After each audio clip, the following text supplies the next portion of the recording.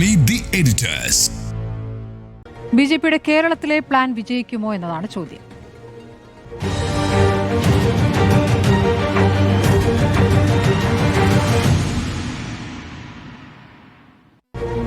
Jimmy James, Bihar നൽകുന്ന ആത്മവിശ്വാസം ഇന്ത്യക്ക് ചെറുതല്ല, പ്രത്യേകിച്ച് ബിജെപിക്ക് ചെറുതല്ല. അത് ഇന്നലത്തെ പ്രധാനമന്ത്രിയുടെ പ്രസംഗത്തിൽ തന്നെ കൃത്യമായി കേരളമടക്കമുള്ള സംസ്ഥാനങ്ങളുടെ കാര്യമാണ് ചൂണ്ടിക്കാണിക്കുന്നത്. അപ്പോൾ കേരളത്തിൽ ഒരു പ്ലാൻ ഉണ്ട് എന്നറിയാം. ആ പ്ലാൻ വിജയിക്കുമോ? ബീഹാർ അല്ല കേരളം, വടക്കേ ഇന്ത്യ പോലെയല്ല കേരളവും തമിഴ്നാടും പോലെയുള്ള സംസ്ഥാനങ്ങൾ എന്നുള്ളതാണ് ഇതിനകത്ത് പ്രാഥമികമായി നമുക്ക് എല്ലാവർക്കും അറിയാവുന്ന കാര്യം. എത്രയോ കാലമായി വെള്ളം കോരി ശ്രമിച്ചുകൊണ്ടിരിക്കുന്ന, താമര വളർത്താൻ പാടുപെടുന്ന ഒരു പാർട്ടി, ഒരു മുന്നണി. ആ മുന്നണിക്ക് പദ്ധതികളുണ്ടാകും. ആ പദ്ധതികൾ എത്രത്തോളം മുന്നോട്ട് കൊണ്ടുപോകുന്നുള്ള കാര്യം ഒരു സാധ്യതയും BJPക്ക് അടുത്ത കാലത്തെങ്ങും കേരളത്തിൽ ഉണ്ടാകാൻ പോകുന്നില്ല എന്നുള്ളതാണ് എൻ്റെ നിലപാട്. ഈ തദ്ദേശ തെരഞ്ഞെടുപ്പുകളിൽ ഇപ്പോൾ തിരുവനന്തപുരം വളരെ പ്രതീക്ഷയോടെ BJP മുന്നോട്ട് വയ്ക്കുന്ന, കഴിഞ്ഞ തവണ ചിലപ്പോൾ ജയിക്കുമെന്ന് വിചാരിക്കുകയും പക്ഷേ വളരെ പുറകിൽ പോവുകയും പക്ഷേ രണ്ടാം സ്ഥാനത്താണ് കോൺഗ്രസിന് തറപറ്റിക്കാനായി. അങ്ങനെ നിൽക്കുന്ന ഒരു സ്ഥലത്ത് നോക്കൂ, തിരുവനന്തപുരത്ത് ഇന്നൊരു ആത്മഹത്യയോട് നടന്നിരിക്കുകയാണ്. തിരുവനന്തപുരത്തെ തന്നെ രണ്ടാമത്തെ സംഭവമാണ് ഈ ഇലക്ഷൻ പശ്ചാത്തലത്തിൽ തന്നെ. എങ്ങനെ ഇത് സംഭവിച്ചു, എന്താണ് ഇതിൻ്റെ കാരണം, ഇതേക്കുറിച്ചൊക്കെ പറയാൻ വല്ലാതെ ബുദ്ധിമുട്ടുന്ന ഒരു BJP നേതൃത്വം. ഈ ആദ്യത്തെ ആത്മഹത്യ ഒരു ബാങ്കുമായി ബന്ധപ്പെട്ടുള്ള വിഷയമാണ്. മറ്റൊരു BJP നേതാവ് ചില കാര്യങ്ങൾ എനിക്ക് പറയാനുണ്ട്, ഞാൻ പറയും എന്നൊക്കെ ഭീഷണിപ്പെടുത്തിയിട്ട് ഏതാനും ദിവസങ്ങളേ ആയുള്ളൂ. മുൻ വക്താവുമാണ് കുമാർ. BJP തിരുവനന്തപുരത്ത് അവർക്ക് വലിയ പ്രതീക്ഷയുള്ള, ഇപ്പോൾ ഒരു പ്രതിപക്ഷ സ്ഥാനത്ത് നിൽക്കുന്ന ഒരു കോർപ്പറേഷനിൽ അവർ വളരെ മോശം തുടക്കമാണ് നടത്തിയിരിക്കുന്നുള്ളത് ഒരു പ്രധാനപ്പെട്ട കാര്യമാണ്. പക്ഷേ തദ്ദേശ തിരഞ്ഞെടുപ്പുകളിൽ നമ്മൾ വിചാരിക്കുന്ന പോലെ ദേശീയ വിഷയങ്ങളോ സംസ്ഥാന വിഷയങ്ങളോ അല്ല, അതാത് സ്ഥലങ്ങളിലെ കാര്യങ്ങളാണ് നോക്കുക. അതുകൊണ്ട് BJPക്ക് ചില ശക്തി കേന്ദ്രങ്ങൾ ഉണ്ട് എന്നുള്ള കാര്യത്തിൽ സംശയമൊന്നുമില്ല. 2 മുനിസിപ്പാലിറ്റികൾ ഇപ്പോൾ തന്നെ BJPയിലുണ്ട്. പക്ഷേ ഇവിടെ നിന്ന് എത്രത്തോളം BJP മുന്നോട്ട് പോകും എന്നുള്ളതാണല്ലോ നമ്മുടെ ചോദ്യം. ഒരൊറ്റ ജില്ലാ പഞ്ചായത്തുകളും പിടിക്കാൻ പോകുന്നില്ല. ബ്ലോക്കും ഗ്രാമപഞ്ചായത്തുകളിലാണ് പിന്നെ BJP നോക്കാൻ പോകുന്നത്. ഗ്രാമപഞ്ചായത്തുകളുടെ കാര്യത്തിൽ നമുക്ക് നോക്കാം. പക്ഷേ അതൊക്കെ പ്രാദേശികമായ ചില നീക്കുപോക്കുകളെയും പ്രാദേശികമായ ഘടകങ്ങളെയും അനുസരിച്ചിരിക്കും, നമുക്കതറിയില്ല. പക്ഷേ കോർപ്പറേഷനുകൾ BJPയുടെ പ്രതീക്ഷ തിരുവനന്തപുരത്ത് ജയിക്കാനേ പോകുന്നില്ല. തിരുവനന്തപുരത്ത് BJPക്ക് ജയിക്കാൻ സാധ്യതയുണ്ടായിരുന്ന കഴിഞ്ഞ തവണ അവർക്ക് ജയിക്കാനായാലും ഇത്തവണ തുടക്കം തന്നെ പാളിയ BJP തിരുവനന്തപുരത്ത് പൊളിയാനാണ് പോകുന്നത്. അടുത്തത് തൃശ്ശൂരാണ്. തൃശ്ശൂരിൽ ലോക്സഭാ തെരഞ്ഞെടുപ്പിൽ ജയിച്ചതുകൊണ്ട് തൃശ്ശൂർ ഇങ്ങ് പിടിച്ചു കളയും എന്ന് വിചാരിക്കുന്നതിനകത്ത് യാതൊരു അടിസ്ഥാനവും ഉണ്ടാകാൻ പോകുന്നില്ല. തൃശ്ശൂർ കോർപ്പറേഷനും പിടിക്കില്ല. അതേസമയം മുനിസിപ്പാലിറ്റികൾ ഞാൻ നേരത്തെ പറഞ്ഞു 2 എണ്ണം അവിടെയുണ്ട്. എത്രത്തോളം അവർക്ക് കൂട്ടാൻ പറ്റും നമുക്ക് നോക്കാം. അതൊക്കെ വളരെ പ്രാദേശികമായ വിഷയമുണ്ട്, അതിലേക്ക് ഞാൻ കിടക്കുന്നില്ല. പക്ഷേ മൊത്തത്തിൽ ഇപ്പോഴത്തെ ഒരു സാഹചര്യം, നിയമസഭാ തെരഞ്ഞെടുപ്പിന് തൊട്ട് മുമ്പ് നടക്കുന്ന ഈ തെരഞ്ഞെടുപ്പിൽ 10 വർഷത്തെ ഭരണവുമായി ഇലക്ഷൻ മത്സരിക്കുന്നു. കോൺഗ്രസും അതുപോലെ തന്നെ CPMും തമ്മിലുള്ള യുദ്ധമാണ് നടന്നുകൊണ്ടിരിക്കുന്നത്. BJP ചിത്രത്തിലില്ല എന്നുള്ളതാണ് ഒരു പ്രധാനപ്പെട്ട കാര്യം. ഇപ്പോൾ ശബരിമലയിലെ സ്വർണ്ണക്കൊള്ള പ്രശ്നവുമായി ബന്ധപ്പെട്ടാണെങ്കിലും BJPക്ക് അകത്ത് തന്നെ പരാതി, BJP ഇത് കാര്യമായി മുന്നോട്ടെടുത്തില്ല എന്നുള്ളതാണ്. BJP പ്രതിപക്ഷ സ്ഥാനത്ത് നിന്നുകൊണ്ട് പ്രധാന പ്രതിപക്ഷ പാർട്ടിയുടെ 7 അയലത്ത് പോലും BJPക്ക് വരാനായില്ല എന്നുള്ളത് അവരുടെ പാർട്ടിക്ക് അകത്ത് തന്നെയുള്ള ഒരു വലിയ വിമർശനമാണ്. ചുരുക്കത്തിൽ കോൺഗ്രസ് ആണ് ഈ തെരഞ്ഞെടുപ്പിൽ ഈ പശ്ചാത്തലത്തിൽ ഇപ്പോൾ പ്രതിപക്ഷമായി കളം നിറഞ്ഞു നിൽക്കുന്നത്. കുറച്ച് നാൾ മുമ്പ് വരെ കോൺഗ്രസിനെ കുറിച്ച് അങ്ങനെ ആയിരുന്നില്ല അഭിപ്രായം. പക്ഷേ നോക്കൂ, കോൺഗ്രസ് എത്ര ഭയങ്കരമായിട്ടാണ് തിരിച്ചു വരുന്നത്. തദ്ദേശ തെരഞ്ഞെടുപ്പുകൾ നമ്മൾ ആരും പ്രതീക്ഷിക്കാത്തതുപോലെ തിരുവനന്തപുരത്ത് മാത്രമല്ല, കേരളത്തിൽ പല സ്ഥലങ്ങളിലും പല കോർപ്പറേഷനുകളിലും കോൺഗ്രസ് അവരുടെ സ്ഥാനാർത്ഥികളെ ആദ്യം പ്രഖ്യാപിക്കുന്നു. അതുപോലെ തന്നെ ശക്തമായി അവരുടെ പ്രചരണ പരിപാടികളെ മുന്നോട്ട് പോകുന്നു. കോൺഗ്രസും CPMും അല്ലെങ്കിൽ LDFും UDFും തമ്മിലുള്ള മത്സരം കുറച്ചുകൂടെ ശക്തമാകുന്ന ഒരു കാഴ്ചയാണ് നമ്മൾ തദ്ദേശത്തിൽ കാണാൻ പോകുന്നത്. ബാക്കി റിസൾട്ട് വരുമ്പോൾ പറയാം. പക്ഷേ BJPയുടെ പ്ലാൻ എന്താണെന്നാണല്ലോ നമ്മുടെ ചോദ്യം. തദ്ദേശ തെരഞ്ഞെടുപ്പുകളിൽ പരമാവധി സ്ഥലങ്ങൾ നേടുക എന്നുള്ളത് അവരുടെ സ്വപ്നമാണ്. പക്ഷേ നിയമസഭാ തെരഞ്ഞെടുപ്പിലോ? നിയമസഭയിൽ കഴിഞ്ഞ തവണ ഒരു സീറ്റ് പോലും ജയിച്ചില്ല. 2016 ഒരു സീറ്റ് 2014 പൂട്ടി സംപൂജ്യരായ പാർട്ടിയുടെ പേരാണ് BJP. എന്ന് മാത്രമല്ല 2016 നിന്ന് 2021 വരുമ്പോൾ വോട്ട് ഷെയർ 2% NDA മുന്നണിക്ക് കുറഞ്ഞത്. 2%. BJPക്ക് ഒറ്റയ്ക്ക് എടുത്താൽ കഷ്ടിച്ച് 1% വോട്ടാണ് അവർക്ക് കൂട്ടാനായത്. ഇങ്ങനെയുള്ളൊരു പാർട്ടി അടുത്ത തെരഞ്ഞെടുപ്പിൽ എന്താണ് ചെയ്യാൻ പോകുന്നത്? അവർക്ക് കഴിഞ്ഞ നിയമസഭാ തെരഞ്ഞെടുപ്പിൽ അവർ 2ാം സ്ഥാനത്ത് വന്ന നിരവധി മണ്ഡലങ്ങളുണ്ട് എന്നുള്ളത് ശരിയാണ്. 9 മണ്ഡലങ്ങൾ അവർ 2ാം സ്ഥാനത്താണ്. അതിൽ 3 ജയിച്ചത് UDF ആണ്, ബാക്കി 6 ജയിച്ചത് LDF ആണ്. ഇതിൽ പ്രധാനപ്പെട്ട BJPക്ക് ശ്രദ്ധ വയ്ക്കാൻ വരുന്ന സ്ഥലങ്ങൾ ഏതാണെന്ന് ചോദിച്ചാൽ അത് പാർലമെൻറ്റ് തെരഞ്ഞെടുപ്പുമായി കമ്പയർ ചെയ്ത് നോക്കുമ്പോൾ തിരുവനന്തപുരത്തെ 4 നിയമസഭാ മണ്ഡലങ്ങൾ, ആ തിരുവനന്തപുരം 4 നിയമസഭാ മണ്ഡലങ്ങളിൽ BJP ഒരു വലിയ പ്രതീക്ഷ വയ്ക്കുന്നുണ്ട്. അത് തിരുവനന്തപുരം സെൻട്രലാണ്, വട്ടിയൂർക്കാവാണ്, നേമമാണ്, കഴക്കൂട്ടമാണ്. ഈ 4 സ്ഥലത്താണ് BJP അവരുടെ പ്രതീക്ഷകൾ മുന്നോട്ട് വയ്ക്കുന്നത്. അവിടെ കോൺഗ്രസിൻ്റെ കഴിഞ്ഞ പ്രാവശ്യത്തെ വളരെ വലിയ ദയനീയമായ ഒരു അവസ്ഥയൊക്കെ പല സ്ഥലങ്ങളിൽ, പ്രത്യേകിച്ച് 2016 നിയമം എങ്ങനെയാണ് ജയിച്ചത്? ഏറ്റവും ദുർബലമായ ഒരു സ്ഥാനാർത്ഥി വരുന്നു, നേമത്ത് BJP പുല്ലുപോലെ ജയിക്കുന്നു. 2021 കോൺഗ്രസിന് ശക്തനായ ഒരു സ്ഥാനാർത്ഥി വരുന്നു, അക്കൗണ്ട് പൂട്ടുന്നു. കോൺഗ്രസ് ഒരു പ്രധാനപ്പെട്ട ഘടകമായി നിൽക്കുകയാണ് ഇവിടെ. കോൺഗ്രസ്സിന് 2016 തിരിച്ചടി, 2021 തിരിച്ചടി, അവിടെ നിന്ന് കോൺഗ്രസ് സംബന്ധിച്ചിടത്തോളം ഡു ഓർ ഡൈ ആണ്. എന്തെല്ലാം പടലപ്പിണക്കങ്ങളുണ്ടെന്ന് പറഞ്ഞാലും അത് പാർലമെൻറ്റ് തെരഞ്ഞെടുപ്പിലെ വിജയത്തിന് ശേഷം ഈ തദ്ദേശം വരുന്നു, അതിനുശേഷം നിയമസഭയിലേക്ക് വരുമ്പോൾ എന്തെല്ലാം പ്രശ്നമുണ്ടെങ്കിലും അത് മാറ്റിവെച്ച് ഇനി ഒരു മുന്നോട്ട് പോക്കില്ല എന്ന് മനസ്സിലാക്കി, ഇനി ഒരു ഭാവിയില്ല എന്ന് മനസ്സിലാക്കി കോൺഗ്രസും UDFും ഒരുമിച്ച് നിൽക്കാനാണ് പോകുന്നത്. അത് തെരഞ്ഞെടുപ്പ് അടുക്കുമ്പോഴേക്കും അതിനുള്ള ചിത്രം തെളിയുകയുമാണ്. ചുരുക്കത്തിൽ കോൺഗ്രസ് വളരെ ശക്തമായി നിൽക്കുമ്പോൾ, ഞാൻ നേരത്തെ പറഞ്ഞു നേമത്ത് എങ്ങനെയാണ് 2016 BJPയുടെ അക്കൗണ്ട് തുറന്നത്, എങ്ങനെയാണ് 2021 അക്കൗണ്ട് പൂട്ടിയത്, രണ്ടും കോൺഗ്രസ് ഒരു നിർണായക ഫാക്ടറാണ്. ഈ തെരഞ്ഞെടുപ്പിൽ കോൺഗ്രസ് വളരെ ശക്തമായി ഈ തെരഞ്ഞെടുപ്പിനെ നേരിടുമ്പോൾ തിരുവനന്തപുരത്തെ 4 മണ്ഡലങ്ങളിൽ എവിടെയൊക്കെ ജയിക്കാൻ സാധ്യതയുണ്ട്. നേമം ഒരു പ്രധാനപ്പെട്ട ഒരു സീറ്റ് തന്നെ ഞാൻ കരുതുകയാണ്. നേമത്ത് പക്ഷേ ഒന്നെങ്കിൽ കോൺഗ്രസിൻ്റെ സ്ഥാനാർത്ഥി ദുർബലമാകണം, അല്ലെങ്കിൽ CPMൻ്റെ സ്ഥാനാർത്ഥി ദുർബലമാകണം, അല്ലെങ്കിൽ ദുർബലമാക്കി കൊടുക്കണം. അതാണല്ലോ തെരഞ്ഞെടുപ്പിൽ പലപ്പോഴും നടന്നിട്ടുള്ളത്. കോൺഗ്രസിനെ കുറിച്ച് 2016 ആരോപണം BJPക്ക് ജയിക്കാൻ വേണ്ടി കോൺഗ്രസ് ദുർബല സ്ഥാനാർത്ഥി നിർത്തിയെന്നാണ്. 2026 ജീവൻ മരണ പോരാട്ടമാണ്. അതുകൊണ്ട് അത് ശരിയാണെങ്കിലും അല്ലെങ്കിലും ഇത്തവണ അങ്ങനെ ഒരു അഡ്ജസ്റ്റ്മെൻറ്റിന് കോൺഗ്രസ് നിൽക്കാനേ പോകുന്നില്ല. കോൺഗ്രസ് സംബന്ധിച്ചോളം അതൊരു പ്രശ്നമേ അല്ല. ഇനി നേരത്തെ പറഞ്ഞ BJPയുടെ പദ്ധതി എന്താ? BJP കേരളം പിടിക്കും എന്ന് പറയാൻ BJPയുടെ ചിലപ്പോൾ സുരേന്ദ്രൻ എന്ന് പറഞ്ഞ പോലെ ഇപ്പോൾ ആരെങ്കിലും പറയുമായിരിക്കും. പക്ഷേ അതൊരു വെറും സ്വപ്നം മാത്രമാണ്. സ്വപ്നം പോലും അല്ല. BJP അങ്ങനെ ആഗ്രഹിക്കുന്നില്ല. BJPയുടെ പദ്ധതി 2026 2031 ഒരുപക്ഷെ 2036 ആയിരിക്കും. ആ സമയമാകുമ്പോഴേക്കും എങ്ങനെയാണ് BJPയുടെ ജയിക്കുക, BJP എങ്ങനെയാണ് പ്രധാനപ്പെട്ട പ്രതിപക്ഷ പാർട്ടിയെങ്കിലും ആവുക, അതാണ് BJPയുടെ പ്ലാൻ. അത് കോൺഗ്രസ് ഇല്ലാതാവുക എന്നുള്ളതാണ്. കോൺഗ്രസ് ദുർബലമാകുന്ന സ്ഥലത്തേക്ക്, ആ സ്പേസിലേക്ക് BJP മുന്നോട്ട് കയറുകയും ഒരു പ്രധാന പ്രതിപക്ഷ പാർട്ടിയായി മാറുകയും ചെയ്യണം. അതിനിത്തവണ BJPക്ക് ഒരു 10 സീറ്റെങ്കിലും പിടിക്കണം. എന്നാലേ BJP പ്രധാനപ്പെട്ട പ്രതിപക്ഷ പാർട്ടിയായി ജനം പരിഗണിക്കുകയുള്ളൂ. ഇപ്പോൾ പാർലമെൻറ്റ് തെരഞ്ഞെടുപ്പിൽ എങ്ങനെയാണ് BJPക്ക് തൃശ്ശൂർ ഒരു സീറ്റ് കിട്ടിയത്? അത് മോദി എന്ന് പറയുന്ന ഒരു വലിയ വ്യക്തിത്വം അപ്പുറത്ത് നിൽക്കുന്നു, അവരായിരിക്കും സർക്കാർ ഉണ്ടാക്കുക എന്ന് പ്രതീക്ഷിക്കുന്നു. എന്നിട്ടും തിരുവനന്തപുരത്ത് 2ാം സ്ഥാനം, തൃശ്ശൂരിൽ 1ാം സ്ഥാനം, അത്രേ ഉണ്ടായുള്ളൂ. വേറെ ഒരിടത്തും കാര്യമായി മുന്നോട്ട് പോകാൻ കഴിഞ്ഞില്ല. അങ്ങനെ ഇരിക്കെ നിയമസഭാ തെരഞ്ഞെടുപ്പിൽ സർക്കാർ ഉണ്ടാകുന്നതിൻ്റെ 7 അയലത്ത് പോലും വരാത്ത BJPക്ക് ആര് വോട്ട് ചെയ്യുമെന്നാണ് പറയുന്നത്? ഒരാളും വോട്ട് ചെയ്യില്ല. ശരിയാണ്, ഇത്തവണ പാർലമെൻറ്റ് തെരഞ്ഞെടുപ്പ് വരുമ്പോൾ CPMൻ്റെ വോട്ടുകളും BJPക്ക് മറഞ്ഞു എന്നുള്ളത് സ്റ്റാറ്റിസ്റ്റിക്സാണ്. പക്ഷേ അത് ദേശീയ തലത്തിലുള്ളൊരു മത്സരത്തിൽ കോൺഗ്രസിനെയും BJPയും തമ്മിൽ മത്സരം നടക്കുമ്പോൾ ആരെ ചൂസ് ചെയ്യണം എന്നുള്ള വിധിയെഴുത്തായി കണ്ടാൽ മതി. അതേ ലോജിക്ക് ആലോചിച്ചാൽ കേരളത്തിൽ നിയമസഭാ തെരഞ്ഞെടുപ്പ് നടക്കുമ്പോൾ BJPയാണ് ചിത്രത്തിലില്ലാത്തത്. എന്തിന് BJPക്ക് വോട്ട് ചെയ്യണം? BJPയെ സംബന്ധിച്ചിടത്തോളം ഒരു 10 സീറ്റെങ്കിലും കിട്ടിയില്ലെങ്കിൽ അവരെ ആരും ഗൗരവമായി കാണില്ല. അത് 2031 കാണില്ല, 2036 കാണില്ല. ഈ 10 സീറ്റിൽ ഞാൻ പറഞ്ഞ 4 സീറ്റുകൾ, തിരുവനന്തപുരത്തെ 4, പാലക്കാട്, അതുപോലെ തന്നെ കാസർഗോഡുള്ള 2 സീറ്റ്, ഇതെല്ലാം കൂടി ചേർന്നാണ് BJPയുടെ ഒരു 5ന് മുകളിലേക്ക് പോകാനുള്ള സ്വപ്നം. എങ്ങനെയാണ് കാസർഗോഡ് 2 സീറ്റുകളിൽ, അതായത് മഞ്ചേശ്വരവും കാസർഗോഡും, അവിടെ CPM വളരെ പുറകോട്ട് പോകുന്ന ഒരു സ്ഥിതിവിശേഷമുണ്ട്. ആരോപണം പലപ്പോഴും അത് ശരിയാണെന്ന് തോന്നാറുണ്ട്. BJPക്കെതിരെ ഒരു ക്രോസ് വോട്ടിംഗ് നടക്കാറുണ്ട്. അങ്ങനെയാണ് മുസ്ലിം ലീഗ് അവിടെ ജയിക്കുന്നതെന്ന് പറയാറുണ്ട്. ഇത്തവണയും സ്ഥിതി വ്യത്യസ്തമാകാൻ സാധ്യതയുണ്ടോ? ഇതൊരു ജീവൻ മരണ പോരാട്ടമാകുമ്പോൾ CPM വേണമെങ്കിൽ, ഒരു ലോജിക്കാണ് ഞാൻ പറയുന്നത്, CPM വേണമെങ്കിൽ ആലോചിക്കാം. കോൺഗ്രസ് ആണ് പ്രധാനപ്പെട്ട പ്രതിപക്ഷ പാർട്ടി. കോൺഗ്രസിന് കുറച്ച് സീറ്റുകൾ പോയാൽ എന്തിന് ഞങ്ങളുടെ സീറ്റ് BJPക്ക് വേണ്ടി, BJP ജയിക്കാതിരിക്കാൻ വേണ്ടി ബലി കഴിക്കണം, അല്ലെങ്കിൽ ഞങ്ങളുടെ വോട്ടുകൾ ഞങ്ങളതിന് ബലി കഴിക്കണം എന്നാലോചിച്ചിട്ട് CPMൻ്റെ വോട്ടുകൾ അങ്ങനെ തന്നെ നിലനിർത്തിയാൽ ഒരു പക്ഷേ മഞ്ചേശ്വരവും കാസർഗോഡും ചിലപ്പോൾ BJPക്ക് അനുകൂലമായി മറിയാം. നമ്മുടെ സ്റ്റാറ്റിസ്റ്റിക്സ് അങ്ങനെയാണ്.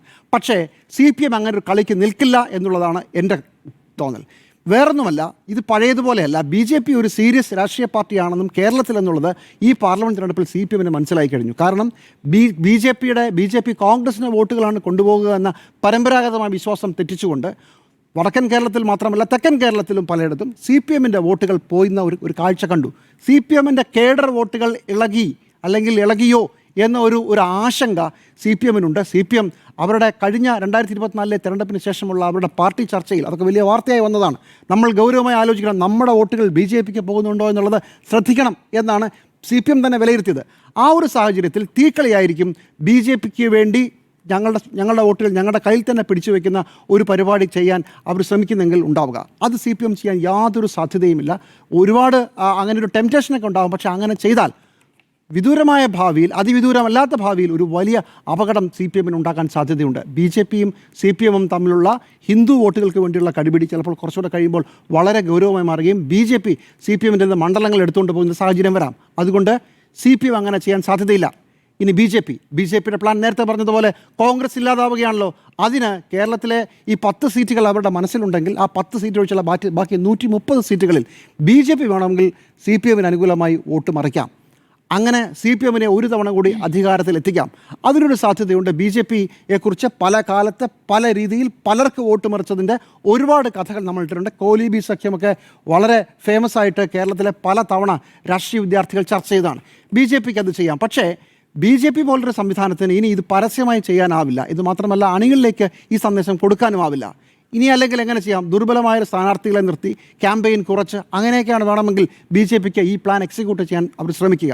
അതിന് പകരം CPMനോട് കുറച്ച് സീറ്റുകൾ ഞങ്ങൾക്ക് വിട്ടുതരണം, ഞങ്ങളെ ജയിപ്പിക്കണം എന്നാവശ്യപ്പെടാം. ഇതാണ് BJPക്ക്, മോദിക്ക്, ദില്ലി കേന്ദ്രമായ അധികാരത്തിൽ ഇരിക്കുന്ന സർക്കാരിനൊക്കെ നടത്താവുന്ന ഏറ്റവും നല്ല പ്ലാൻ. വേണമെങ്കിൽ ഇപ്പോൾ PMCയുടെ കാര്യത്തിലൊക്കെ പറഞ്ഞ പോലെ കുറച്ച് പൈസ ഇട്ട് തരാം, നിങ്ങളുടെ കടമെടുപ്പ് പരിധി ഇപ്പോൾ വലിയ ബുദ്ധിമുട്ട് നിൽക്കുകയല്ലേ, ഇലക്ഷനൊക്കെ വരികയല്ലേ, കുറച്ചുകൂടെ കടമെടുപ്പ് പരിധി ഇളവാക്കി തരാം, പക്ഷേ ഞങ്ങളെ സഹായിക്കണം എന്ന ഒരു ഓഫർ വയ്ക്കാനൊക്കെ സാധ്യതയുണ്ട്. അതാണ് BJPയുടെ പ്ലാൻ. ഈ തെരഞ്ഞെടുപ്പിൽ പരമാവധി കേന്ദ്ര സഹായം പിടിച്ചു വയ്ക്കുകയും അത് കുറച്ചൊക്കെ വേണമെങ്കിൽ വിട്ടുതരാമെന്ന് പറഞ്ഞ് CPMനെ സമ്മർദ്ദത്തിലാക്കാനും CPM ഒരു ഡീൽ സംസാരിക്കാനും എല്ലാ സാധ്യതയും BJP ഉണ്ട്. ഈ തെരഞ്ഞെടുപ്പിൽ, ഇനി വരാൻ പോകുന്ന നിയമസഭാ തെരഞ്ഞെടുപ്പിൽ BJPയുടെ പ്ലാൻ അതാണ്.